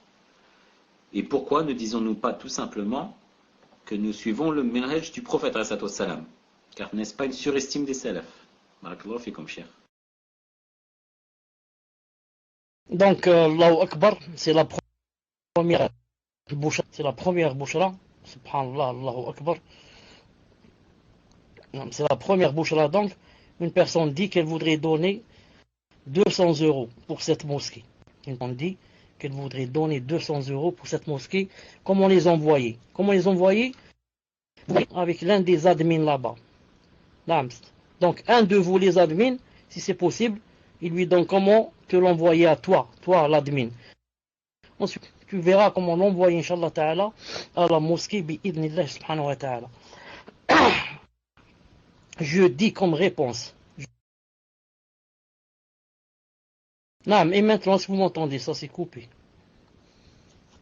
Alhamdulillah. Donc, c'est suivre, comme je disais, ceux qui nous ont précédés, et les meilleurs qui nous ont précédés, c'est qui? C'est les Sahaba radiyallahu ta'ala anhum. C'est les Sahaba radiyallahu ta'ala anhum. Et, bien sûr, y compris les 4 califes, ensuite les 4 grands imams, ensuite tous les grands savants qui sont restés ou qui ont suivi la voie des Sahaba radiyallahu ta'ala anhum. Maintenant, pour répondre à la dernière question, pourquoi on ne dit pas je suis directement le prophète alayhi salam? Pourquoi je dis je suis les Sahaba? N'est-ce pas une surestime? Réponse. Non, ce n'est pas une surestime. Car si tu dis je suis le prophète alayhi salam tout court, tous les musulmans suivent le prophète alayhi salam. Les Tablir, les Ahbash, les Ash'arites, les Mu'tazilites, les Qadarites, les Rafidites, il n'y a pas quelqu'un qui ne suit pas le prophète alayhi salam. Zama. Mais tu suis le prophète alayhi salam d'après quelle compréhension? Comment tu as compris? Naam. Quelle compréhension? Il faut comprendre la sunna comme elle a été comprise par les sahaba radiyallahu ta'ala. Allah, tu es salafi. Si tu comprends le prophète, tu comprends son hadith comme l'ont compris les ash'aira, tu es ash'arite. Si tu comprends son hadith comme l'ont compris les takfiri, tu es takfiri. Si tu comprends comme les khawal, tu es kharijite, et comme ça. Donc, c'est très important de suivre la compréhension des comment les salaf et les sahaba ont compris les textes, le Coran et la sunna. C'est pour ça qu'on dit, on ne dit pas que je suis directement le prophète, mais on dit je suis la compréhension des salaf, J'espère que c'est clair, Inch'Allah Ta'ala. Barakallahu fikum, Cheikh. Donc j'ai mis le lien pour procéder au PayPal et le lien de la mosquée, Inch'Allah. Et là, Cheikh, je vous demande juste une précision. Enfin, un frère vous demande une précision avant de passer à la deuxième question. Il dit que lorsque vous avez cité le livre concernant l'Isaba fi Tamyiz al-Sahaba, vous l'avez cité comme livre d'Ibn Hajar et non al-Dhahabi. Il voulait, Cheikh, que vous confirmiez. Inch'Allah Ta'ala, je suis très sûr d'avoir dit Dhahabi, car j'ai cité aussi Siyar. Al-A'lam Nubala, je l'ai cité. Nubala al-A'lam, je l'ai cité. Mais j'ai dit Dhahabi. Maintenant, si jamais j'ai dit Ibn Hajar, c'est que je voulais dire Dhahabi. Ça peut arriver. Et tout, ça m'arrive plusieurs fois de dire oui, je me suis trompé, j'ai dit ça au lieu de ça. Mais là aujourd'hui, il me paraît, Allahu alam, que j'ai dit Zahabi. Mais Malish, nous, on va dire, si maintenant j'ai dit Ibn Hajr, je voulais dire Zahabi, Inch'Allah Ta'ala. Naam, car je suis sûr d'avoir cité Zahabi, Wallahu alam. Si c'est possible de nous faire rencontrer, afwan, réécouter le passage, Malish. Tfadal. C'est ce qui me semble avoir entendu, Cheikh, mais j'ai un doute. Peut-être que le frère a raison. Et je voulais juste dire, parce qu'on me demande en privé où envoyer les chèques, etc. Moi, je ne sais pas. Je sais juste que les frères recherchent donc des dons. Et on essaye d'être un lien entre eux. Mais je n'ai pas les informations nécessaires. Mais apparemment, sur le lien, normalement, il devrait y avoir les informations sur Mosquée Sunna-Toulouse. Allahu A'lam. Et on me confirme que normalement, vous avez dit Dhahabi, Cheikh. Allahu A'lam. Moi-même, je parfois Cheikh, donc pour ouvrir une parenthèse et peut-être la refermer par rapport à la mosquée de Toulouse, une personne demande s'il est permis de donner des intérêts et par rapport à cette mosquée, Inch'Allah. Barakallahu fikum, Cheikh. Désolé, Ibn Mohamed n'a pas voulu nous donner le micro, naam, mais je suis sûr que ici, il n'a pas de ta'ala. Sinon, je lui dis allez, cours à ma place. C'est toi qui réponds aux questions bi'idnillahi ta'ala. Al-Muhim, est-ce que vous pouvez écrire un mot pour me rappeler c'était quoi la question, n'est-ce pas? Est-ce que quelqu'un peut me rappeler, écrire un mot pour me rappeler c'était quoi la question? Ou bien je donne carrément à Mohamed le micro, mais j'ai peur qu'il me raide. Je te donne le micro. Voilà, je dis, Inch'Allah Ta'ala, c'est permis. On peut donner les dons des intérêts pour la construction de la mosquée et on a, comme vous savez, on n'a aucune récompense. On n'a aucune récompense pour les avoir donnés. Même si tu les donnes à n'importe qui, à une autre personne, tu n'as pas de récompense parce qu'on les donne pas dans le but du visage d'Allah, mais dans le but de s'en éloigner de ses intérêts. Donc on peut les donner à une mosquée, comme ça on dit. Les grands savants, Cheikh Ibn Uthaymin rahimahullah a dit, même si un kafir te donne de l'argent pour construire une maison, prends cet argent. Il a dit, prends cet argent, tu gagnes quoi? Tu gagnes d'avoir construit une mosquée. Non, quant à son argent, si c'est accepté par Allah ou pas, ça c'est entre lui et Allah. Mais toi, tu as gagné la mosquée. Il a dit, ne prends pas, sauf dans le cas où c'est quelqu'un qui fait le rappel. Si tu sais que c'est un kafir dans le genre, à chaque vendredi, il va venir devant la mosquée, il va dire, si c'était pas moi, vous n'auriez pas construit la mosquée. Si c'était pas moi, vous n'auriez pas prié. Il a dit, dans ce cas, on ne prend pas de lui. Naam. Fadal. Ensuite, s'il y a d'autres gens, qui ont envoyé aujourd'hui, Inch'Allah, qui ont décidé, Inch'Allah Ta'ala, aujourd'hui, d'envoyer, ne serait-ce qu'une petite somme d'argent. Qu'ils nous le disent, Inch'Allah Ta'ala, pour qu'on sache avant de sortir combien on a pu, en cette soirée, bi'idnillahi subhanahu wa ta'ala, récolter fi sabilillah, subhanahu wa ta'ala. Tfadlal. Afwan, Cheikh, ce n'est pas moi qui ne voulais pas donner le micro, bien sûr. Salam alaikum wa rahmatullahi wa barakatuh. Je ne me le permettrai pas. Mais j'ai tellement reçu de privé, notamment en raison qui s'adressait à la mosquée de Toulouse, que mon PC a bugué. Donc, Nas'Allah an takuna bushra, inillahi azza wa jal. Et je ne sais pas où vous en êtes, Cheikh. Est-ce que vous pouvez me dire où vous en êtes?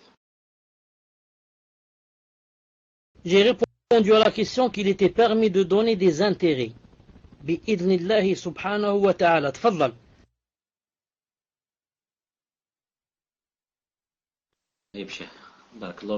Donc on va revenir aux questions sur le cours. Et nous en sommes à la deuxième question. Il s'agit de la question d'un frère qui vous demande si vous pouvez réexpliquer concernant les compagnons Isa wa Ziyad insha'Allah et me citer les dalils car je n'ai pas bien entendu. Barakallahu fikum. Donc je pense qu'il parle des Hassanat et de Akhir Sahabi. Enfin de Sahabi qui est toujours vivant. Taïb, j'étais en train de parler de Isa alayhi salam et j'avais dit que Cheikh Ben Uthaymin avait l'habitude de poser comme ça une devinette et de dire quel est le sahabi qui est vivant jusqu'à de nos jours. Jusqu'à de nos jours. Et qu'à la fin il répondait que c'était Isa alayhi salam. Car le prophète alayhi salam, comme vous savez, a rencontré Isa alayhi salam lors du voyage nocturne. Et bien sûr, Isa croit au prophète sallallahu alayhi wa sallam et mourra musulman. En ce sens, ils ont dit que c'est un sahabi. Et j'avais cité que l'imam Zahabi rahimahullah, dans son livre l'Isaba, que je vais citer Inch'Allah ta'ala maintenant, a dit de lui que c'était un sahabi. Il l'a cité parmi les sahaba radiyallahu ta'ala anhum.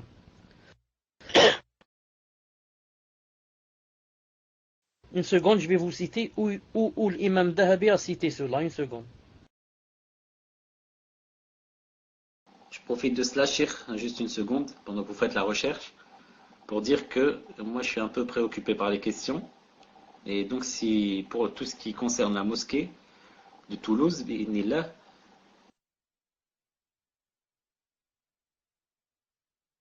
ceux qui veulent donc annoncer leur don, qui le disent au frère Abu Talib 2. Et pour toutes les sœurs qui ont des questions par rapport à cette mosquée, vous devez contacter la sœur Sana. Barakallahu fikum. Moi, désolé, je ne peux répondre à rien parce que je ne connais pas la mosquée ni rien. Et je suis un peu préoccupé par la question. Barakallahu fikum. Naam, comme j'ai dit tout à l'heure, vous m'entendez.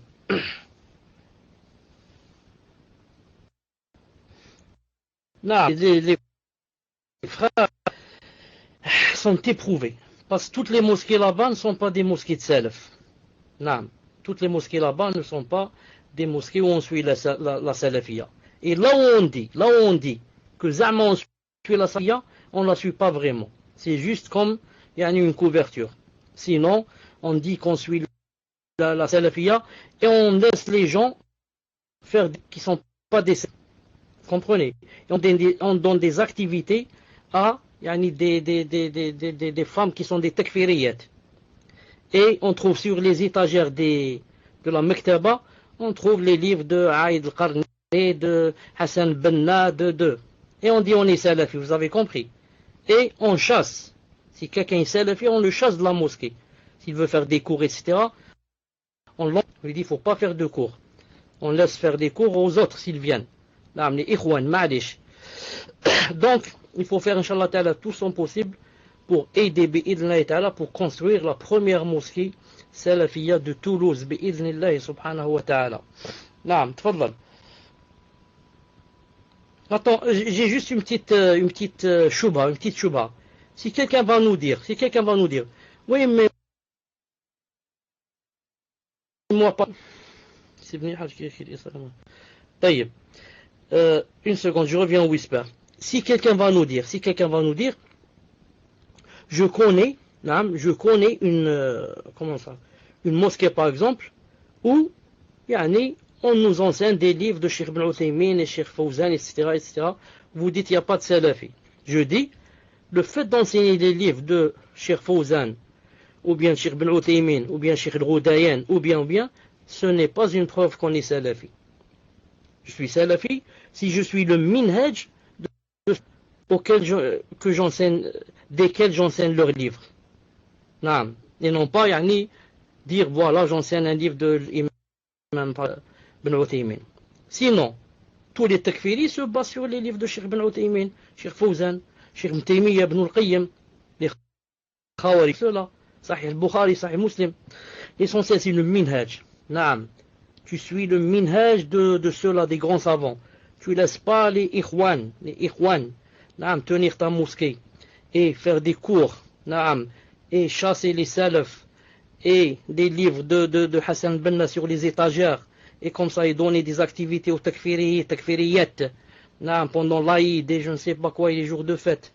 C'est ça le min salaf, avoir de la jalousie pour le minhaj. Naam, tfadal. Je pense que, cher, vous avez reçu le whisper, Inch'Allah.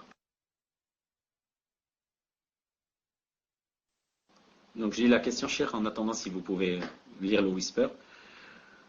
La troisième question, cher. Celle-là n'est pas en rapport avec le cours. Donc, la prochaine question, question d'une sœur qui dit: quel est le but des Rawafid de propager tous ces mensonges sur Aïcha, radiallahu anha, et sur les Sahaba, radiallahu anhum, tous en se disant être musulmans, cher? Barakallahu fikum. Allahu Akbar. Frère, promet un don de 500 euros. Allahu Akbar. Allahu Akbar kabira. Allahu Akbar. Puisse Allah subhanahu wa ta'ala dans la balance de ses hasanat, lui et tous ceux et celles qui font quelque chose fi sabilillah bi'idhnillah subhanahu wa ta'ala. Je disais les Rawafid, leur but en disant comme ça sur les Sahaba, sur Aïcha, etc., pour que les gens les détestent et ne prennent plus des Sahaba. Ils disent ce sont des kuffars, donc ils vont quoi? Ils vont s'éloigner de cet islam. Car les Rawafid ne sont pas de vrais musulmans.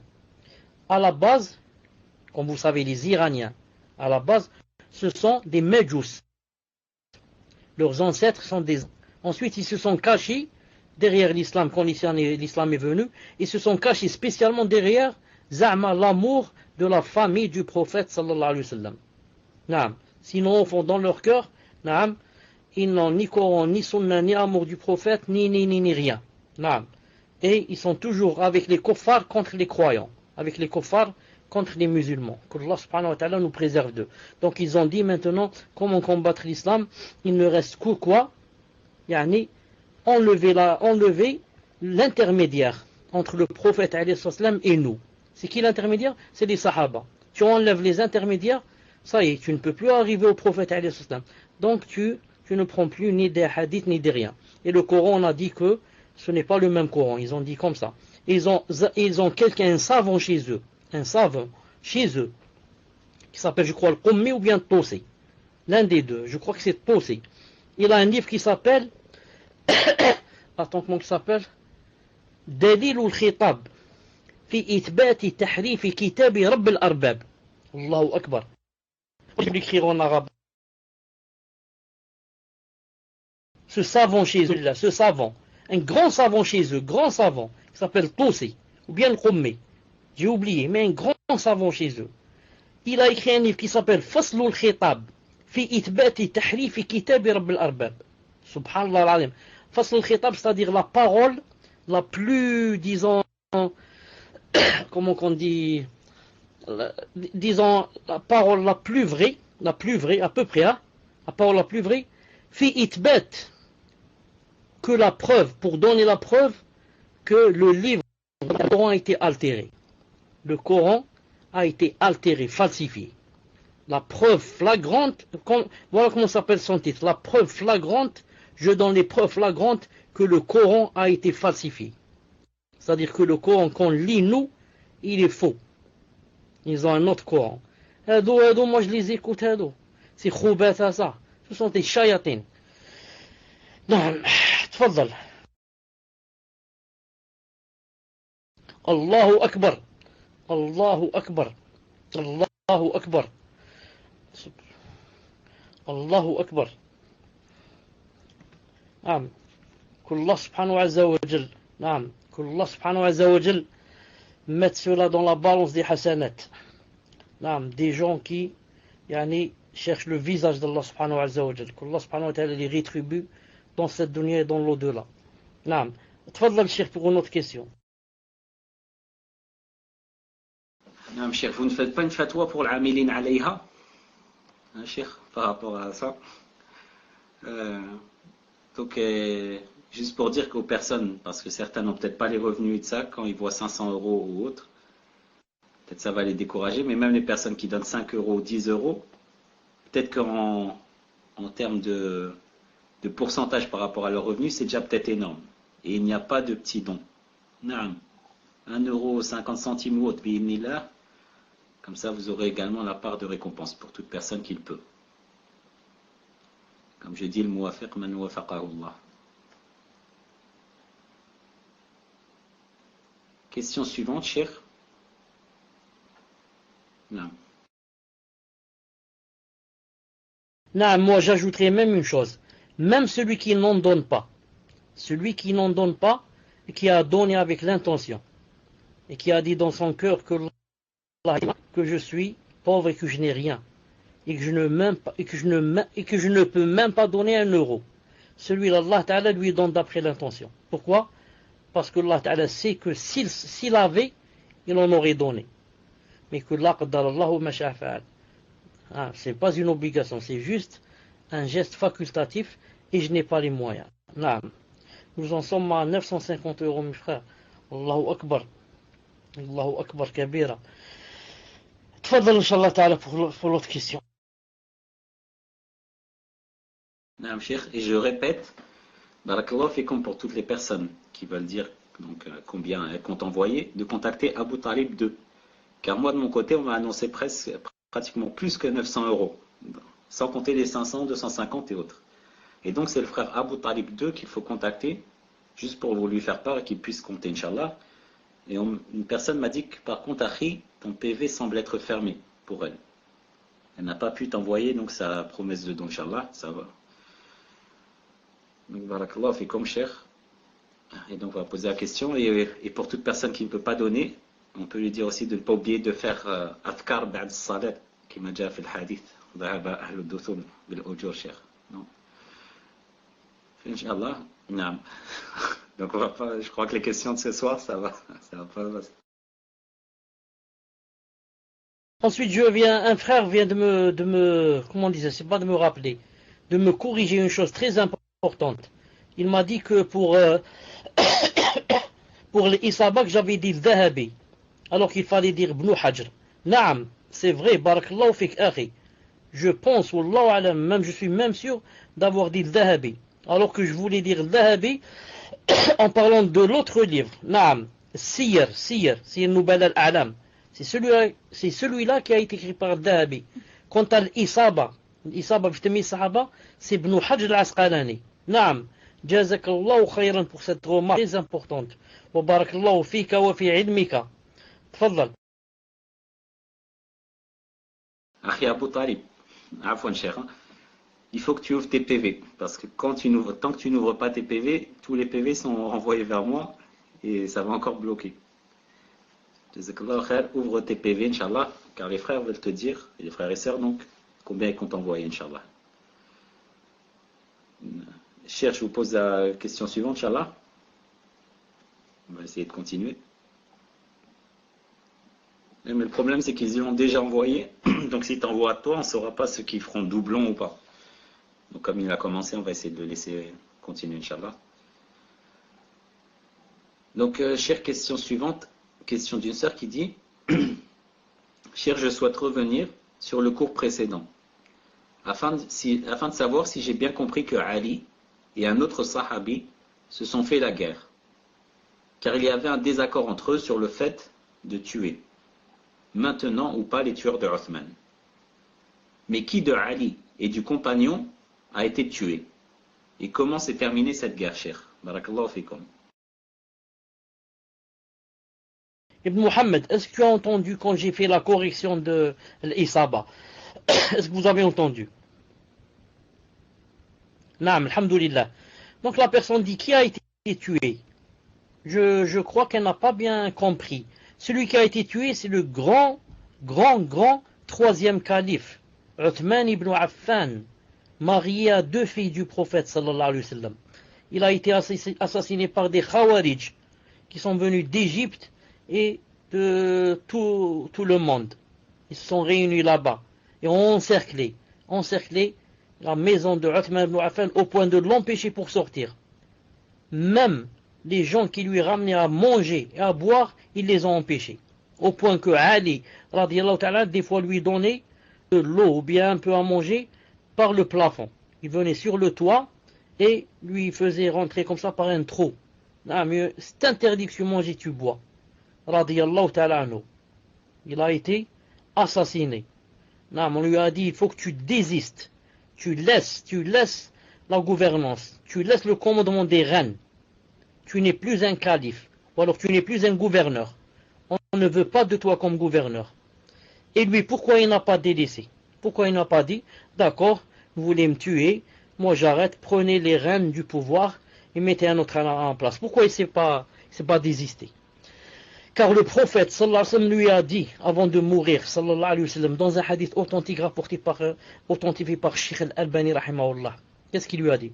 Il lui a dit, Ya Uthman, d'abord, avant cela, une fois le prophète alayhi wa sallam était assis, avec 2 ou 3 compagnons ou quelques-uns, et Uthman ibn Affan est passé de loin.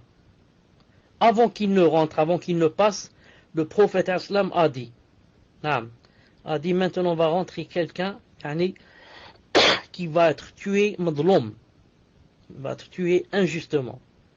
Ensuite, Uthman est passé, radiyallahu ta'ala anhu. Subhanallah l'azim. Et une fois, Uthman ibn Affan a frappé à la porte, il voulait rentrer où était assis le prophète islam, comme ça devant un puits, les pieds allongés vers le puits, assis sur le bord du puits.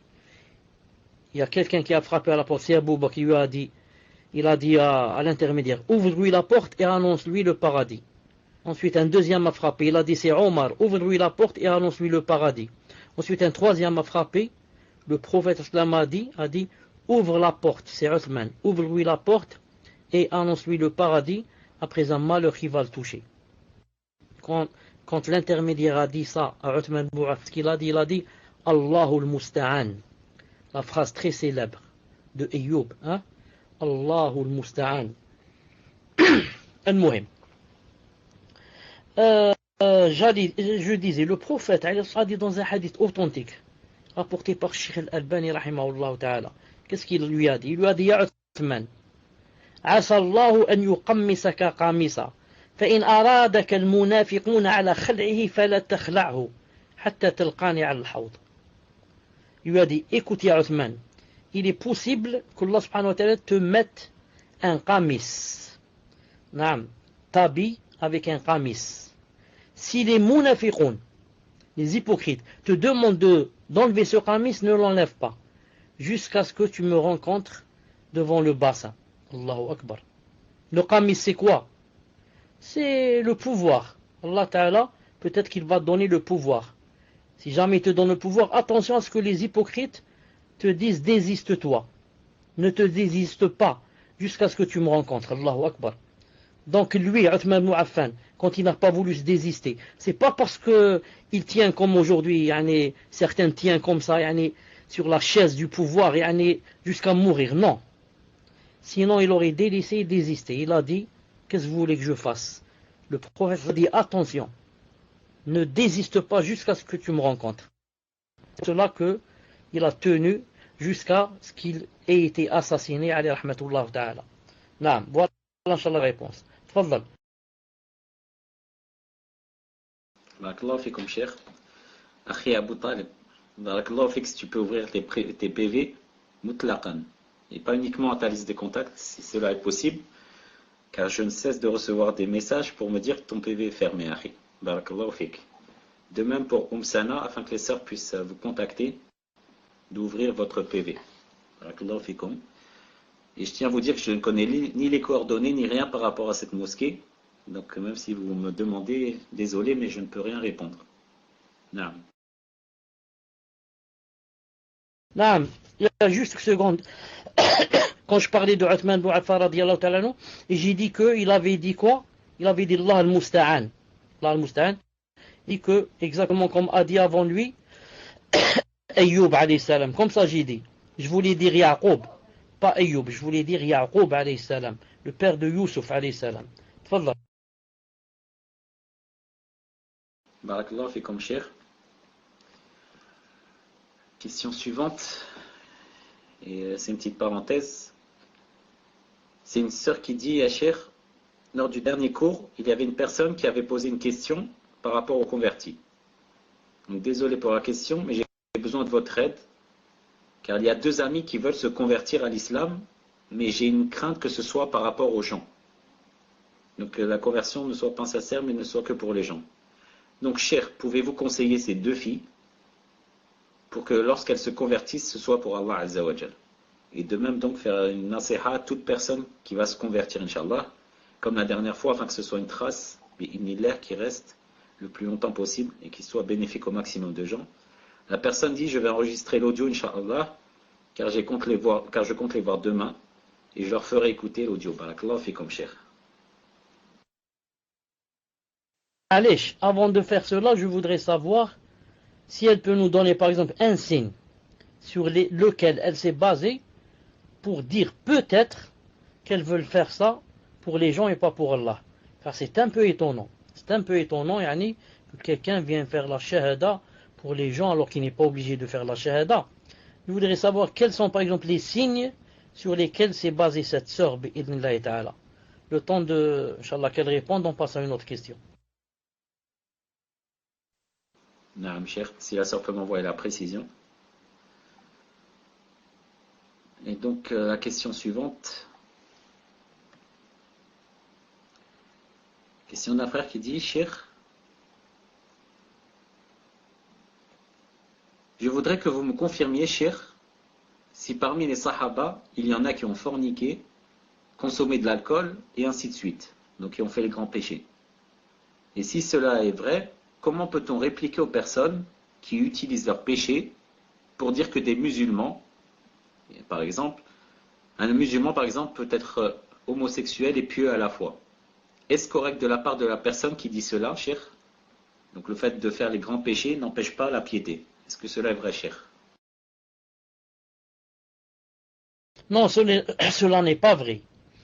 Car si les sahaba ont volé, si certains d'eux ont volé ou forniqué, ont bu de l'alcool ou autre chose, même si entre parenthèses ils se comptent sur les bouts des doigts de la main, pourquoi j'ai dit ça peut pas ce qu'on vient de dire là? Parce que premièrement, eux ils ont vite fait la tauba. Il Ramidia qui est allé au prophète qui lui a dit, yani, applique sur moi la loi, tahirni. Et Maïz qui a été au prophète lui a dit, j'ai fait ceci et cela, j'ai forniqué. Et la femme qui est venue avec son bébé, qui est venue entre les mains du prophète pour se faire purifier. Donc, eux, alhamdoulilah, quand ils ont fait les péchés, la preuve qu'ils étaient pieux, ils ont vite fait le repentir et ont cherché à quoi? Ont cherché à se purifier. Cela, non, dont la personne est en train de parler. Il est en même temps dans les péchés, il est homosexuel, il est dans les grands péchés, et en même temps il dit je suis pieux. Asmahli, ça marche pas ensemble. Ça marche pas ensemble. Tu es homosexuel, ou là tu l'étais, et maintenant tu as fait le repentir, tu t'es purifié, alhamdoulilah, tu es impieux. Mais rester homosexuel et dire je suis pieux, le prophète alayhi salam a dit dans un hadith authentique, la yizni zani hina yizni wa huwa mu'min. Il a dit pendant que le fornicateur paie la fornication, il n'est pas croyant. Donc il n'y a pas de croyance au moment où on est en train de faire la fornication. Car au moment où la personne est en train de faire la fornication, à l'instant, à la minute où elle fait ça, si vraiment elle croyait en Allah Ta'ala, elle aurait eu peur. Et si elle avait peur, elle n'aurait pas fait ça et elle ne serait pas arrivée à cette chose. Donc, c'est ce qu'il va dire. Donc, celui qui fait la fornication, au moment où il l'a fait, donc il est mécréant, on va lui dire non. Le hadith a dit il n'est pas croyant, ça veut dire il est musulman, c'est tout. Musulman, mais il n'est pas croyant. Car il y a le musulman, ensuite plus haut le croyant, ensuite plus haut le bienfaisant. Comme dans le hadith de Jibril. C'est quoi l'islam? C'est quoi l'iman? C'est quoi l'ihsan? Voilà, Inch'Allah Ta'ala, la réponse. Donc ça ne marche pas ensemble de faire un grand péché et de dire je suis pieux. Si tu fais le repentir, d'accord, tu es pieux. Le prophète, parlons d'homosexualité. Le prophète a dit, si deux gens font l'homosexualité, tu es celui qui a fait et celui sur lequel on a fait, les deux. Ça veut dire tuez-les les deux. S'ils étaient pieux, est-ce que le prophète nous enjoint de tuer quelqu'un de pieux. Ma'adallah. Quelqu'un de pieux, on lui fait des doigts, qu'Allah Ta'ala le fasse rentrer au paradis. C'est pas on lui dit va. Naam. Tfadal. Barakallahu fikum, cheikh. Walhamdulillah alladhi bi ni'matihi tatimmu salihat. Le frère Abu Talib a ouvert ses PV. Alhamdulillah, alhamdulillah. Barakallahu fik ya akhi. Question suivante, cheikh. J'attends toujours les précisions de la sœur à Afouane. Je ne sais pas, une personne a essayé de me contacter, mais ça s'est bloqué. Donc si c'était cette personne qui m'avait contacté ou autre, qu'elle me recontacte, Inch'Allah. En attendant, je vous pose la prochaine question, cheikh. Cheikh, il vous demande si vous pouvez répéter la 4e catégorie de ceux qui rentrent dans la définition du sahabi. Car il ne l'a pas bien entendu. Ou elle ne l'a pas bien entendu. La 4e catégorie de ceux qui rentrent dans la définition du sahabi. 4e de celui qui rentre ou qui ne rentre pas.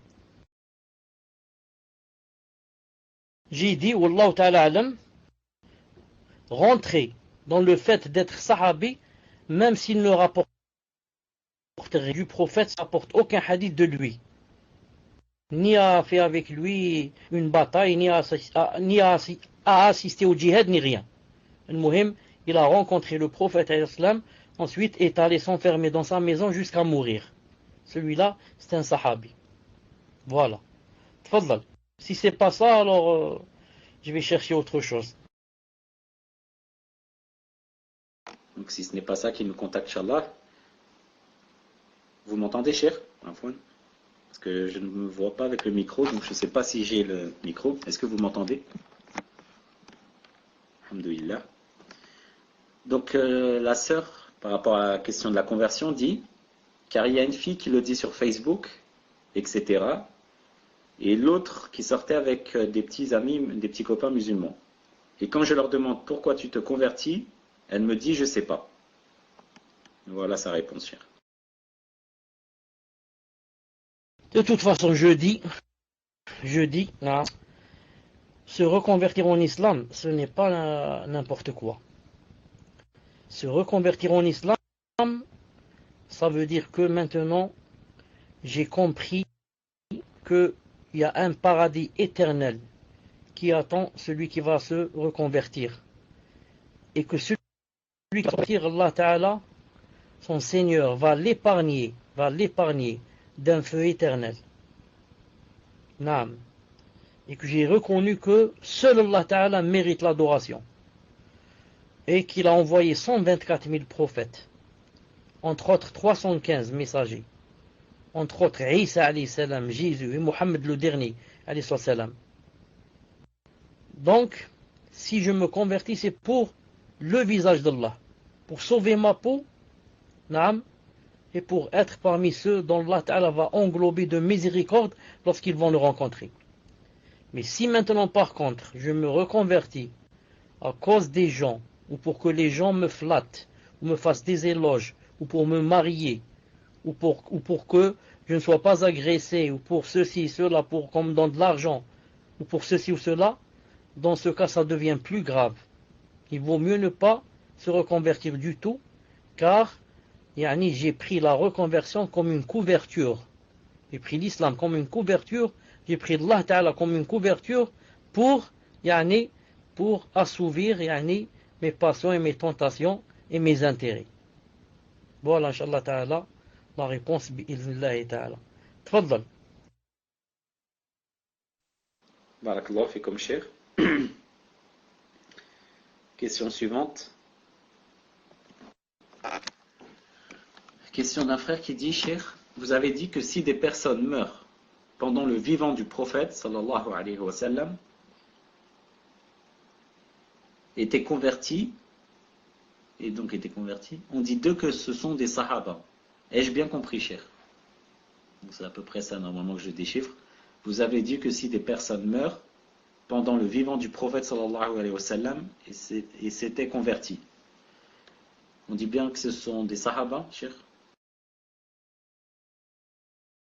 Sahabi, il faudrait rencontrer, c'est-à-dire se convertir, naam, et rencontrer le prophète alayhi salam après la prophétie.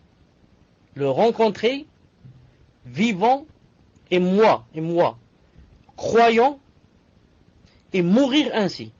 Et mourir en étant croyant. Si je regroupe ces 3 ou 4 conditions, on dit de moi que je suis un sahabi. Mais si par contre, j'ai cru en lui et je ne l'ai pas rencontré et je suis mort croyant, on m'appelle tabi'i et pas sahabi. Naam, tfaddal. Barakallahu fikum. Quant à la rumeur qui est demandée, Allahu alim, cher, je sais qu'il ne le sait pas. Allahu alim. Question suivante. Cheikh,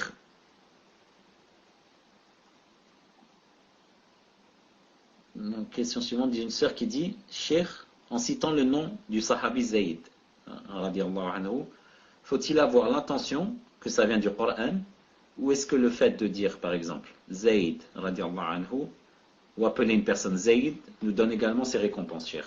Barakallahu fikum.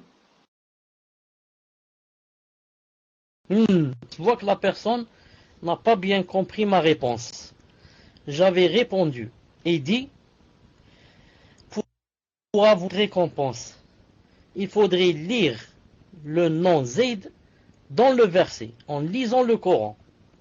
Il faudrait que tu lises le verset.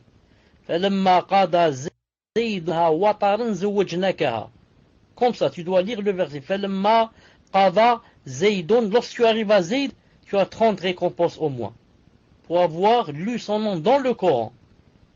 Si maintenant tu n'es pas dans le Coran, tu dis j'ai rencontré Zayd, ou bien mon fils s'appelle Zayd, le prénom Zayd, tu n'as aucune récompense.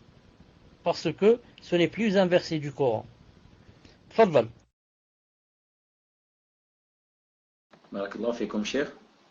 Khita'am Allah, je ne sais pas si tu as d'autres questions, mais sinon pour moi ça c'est la mienne avant de passer. D'accord, donc il faut que tu me les envoies. Question d'un frère cher qui dit, lors du dernier cours vous avez parlé de la tache sur le front comme avaient les sahaba. Ma question est, qu'a voulu dire Allah Azza wa Jal par la marque qui est sur le front? Barakallahu fikum, cher. Subhanallah. Donc ça veut dire que la personne n'a pas compris ce que j'ai dit la fois passée. Naam. Et j'ai bien insisté pour dire que la tache que Allah Ta'ala a citée dans le front, ce n'est pas la tache visible que beaucoup de gens ont sur le front. Même si on espère, Inch'Allah Ta'ala, que cette tache visible rentre, Inch'Allah Ta'ala, aussi et soit englobée par le verset. Mais ce n'est pas ce que Allah Ta'ala a voulu dire. Allah Ta'ala a voulu dire que cette tache, si vous vous rappelez, il a dit Tarahum ruk'an sujadan. Il a dit tu les vois inclinés, prosternés. Allah Ta'ala veut dire que la salat, celui qui l'a pris convenablement, comme il se doit, avec la vraie purification, les conditions, les piliers, les choses surérogatoires et les sunan, alors cette salat va te donner quoi? Va te donner va mettre un signe sur ton visage, un signe qui va, comme une lumière, qui va sortir de ton cœur et illuminer ton visage. Le fait de te voir, ça donne quelque chose dans le cœur de celui qui te voit. Cette lueur et lumière vient de quoi? Et, disons, se manifeste par quoi? Ils ont dit la modestie. Tu deviens quelqu'un de modeste, quelqu'un qui a le khushu', quelqu'un qui n'est pas frivole, quelqu'un qui ne parle pas beaucoup, quelqu'un qui est famt. Ça t'a marqué, t'a donné une trace, une marque, surtout dans le cœur. Et ensuite, ça,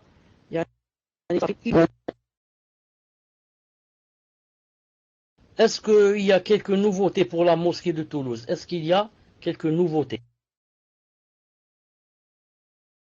Je tiens juste à dire que toutes les personnes qui m'ont contacté tout à l'heure pour me parler des sommes qu'elles comptaient donner, Allah ibarak, masha'Allah, alhamdulillah, peuvent donc contacter le frère Abu Talib qui a fini par ouvrir son PV.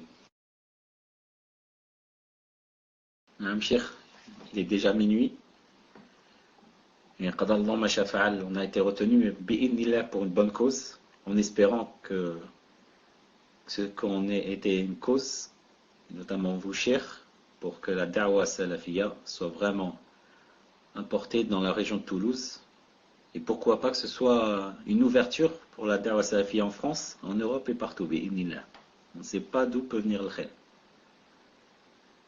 Et donc, chers, comme il est déjà minuit, je vais vous poser la dernière question, Inch'Allah.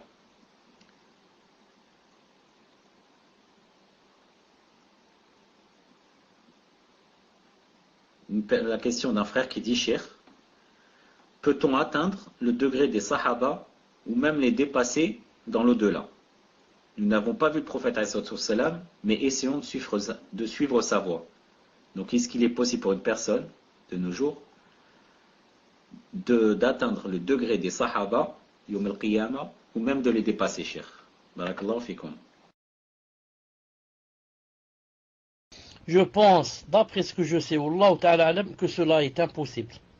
Même s'il y a des hadiths qui disent que l'un de nous aura 50, yani la récompense de 50, yani comme 50 récompenses d'un sahabi ou plus. Non.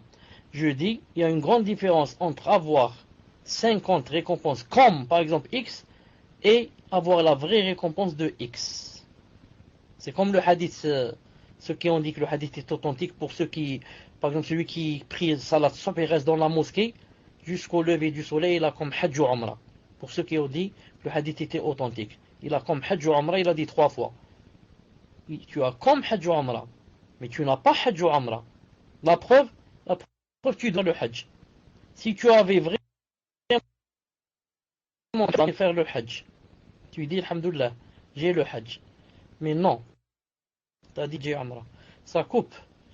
Les autres, vous m'entendez? Allah il dit ça coupe. Alhamdoulilah, donc c'est clair pour les autres. Oui, Ibn Muhammad, c'est ce que je vais citer. Et la preuve que les sahaba, on ne peut pas les égaler, le hadith qu'on a cité tout à l'heure, Bukhari et Muslim, que le prophète a dit, si l'un de vous pouvait donner en aumône la montagne de Uhud en or, il ne peut égaler, c'est pas dépasser, égaler seulement il peut pas. Il peut pas égaler un sahabi quand il donne une poignée. Il donne une poignée en aumône. Le sahabi donne une poignée en aumône. Toi, de Uhud, on ne peut pas l'égaler. Pourquoi? Tout simplement, c'est lui qui a été la cause de ton islam. C'est lui qui a vécu avec le prophète et l'islam, l'a défendu, a propagé l'islam, a fait le djihad, est mort à cause de l'islam, a été torturé à cause de l'islam, a tout vendu à cause de l'islam. Naam. Pourquoi? Pour que cet islam t'arrive. Et toi, tu es là chez toi, masha'Allah, dans la chaleur, la cheminée, et le petit chat qui joue avec toi, et le thé devant toi, les jus de fruits, les fruits, et l'eau chaude, tu vas faire la prière, masha'Allah, sur un tapis chaud, alors que masakin, s'il mangeait, il ne dînait pas, il restait 2-3 jours sans manger, les cheveux, les habits troués, pas de chaussures, pas d'argent, pas ceci, pas cela, juste pour que cet islam t'arrive. Est-ce que tu crois que c'est logique qu'on peut les égaler? Ce n'est pas possible, bi'iznillah. Naam. Subhanallah. Zed. Cher, donc, Inch'Allah. Question suivante. Si personne ne comprenne pas, parce qu'il se faisait tard, mais alhamdoulilah, cher. Encore normalement la possibilité de répondre à une question. Question suivante, donc, d'une sœur qui dit, cher, certains anges peuvent-ils être considérés comme des sahabis? Par exemple, l'ange Jibril, alayhi salam, barakallahu fikum, cher. Je ne sais pas, car je n'ai jamais entendu parler de cela, ni lu cela, ni j'ai lu quelqu'un mentionner cette chose. Non, je n'ai jamais vu quelqu'un mentionné cette chose. Naam, tfaddal Inch'Allah pour une autre question. Cher. Question suivante.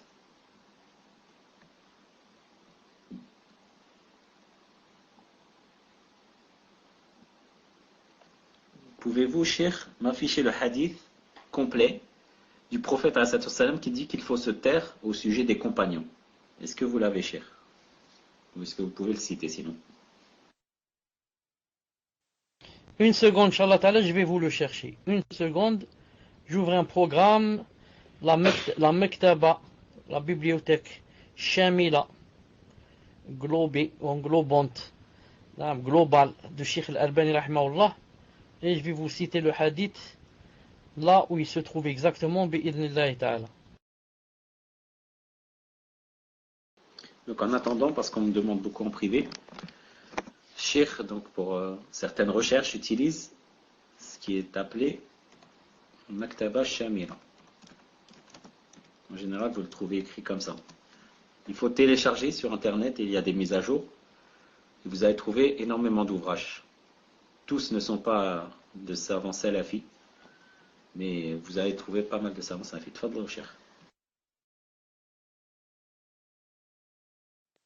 Dites-moi, est-ce qu'il s'est affiché? Est-ce qu'il s'est affiché?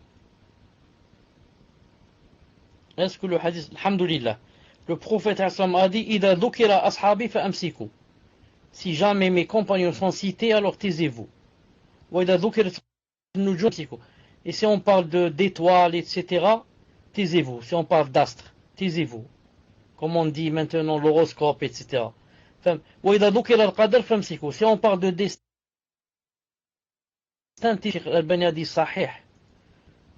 Et c'est le numéro 545 dans Sahih al-Jami'. Et si vous voulez, dans un autre hadith authentique, le prophète a dit, quiconque insulte mes sahaba, quiconque insulte mes compagnons,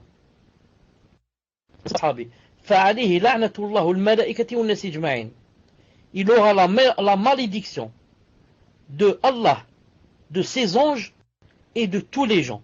Allahu Akbar. Quiconque insulte un sahabi, maudit par Allah, par les anges et par tous les... Allahu Akbar. Allahu Akbar. على لي روافض الله أكبر على لي روافض الله أكبر على لي يعني les maudits تفضل.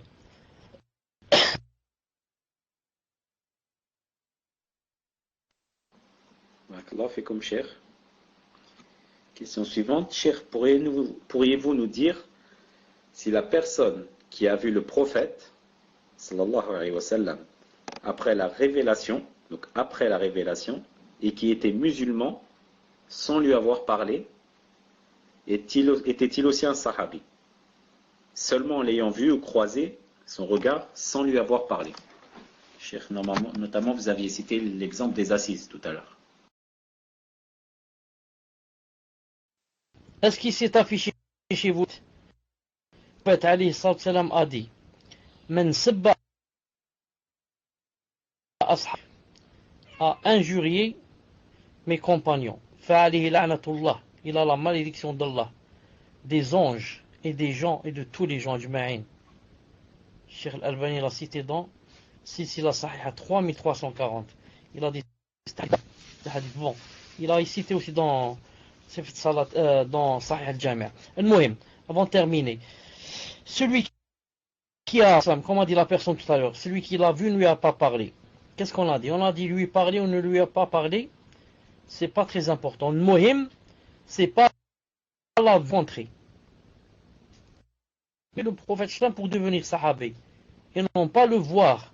Car tu peux le voir alors qu'il est à 3 km loin de chez toi. Tu dis voilà la personne là-bas, c'est elle. C'est le prophète, mais tu ne l'as pas rencontré. Il faut rencontrer le prophète, même si tu ne lui parles pas. Même s'il ne t'adresse pas la parole. Mais tu es assis avec lui. Si lui ne t'a pas, tu l'as vu, tu es assis derrière son dos par exemple. Naam. Est-ce que c'est clair, Ibn Muhammad? Est-ce que c'est clair?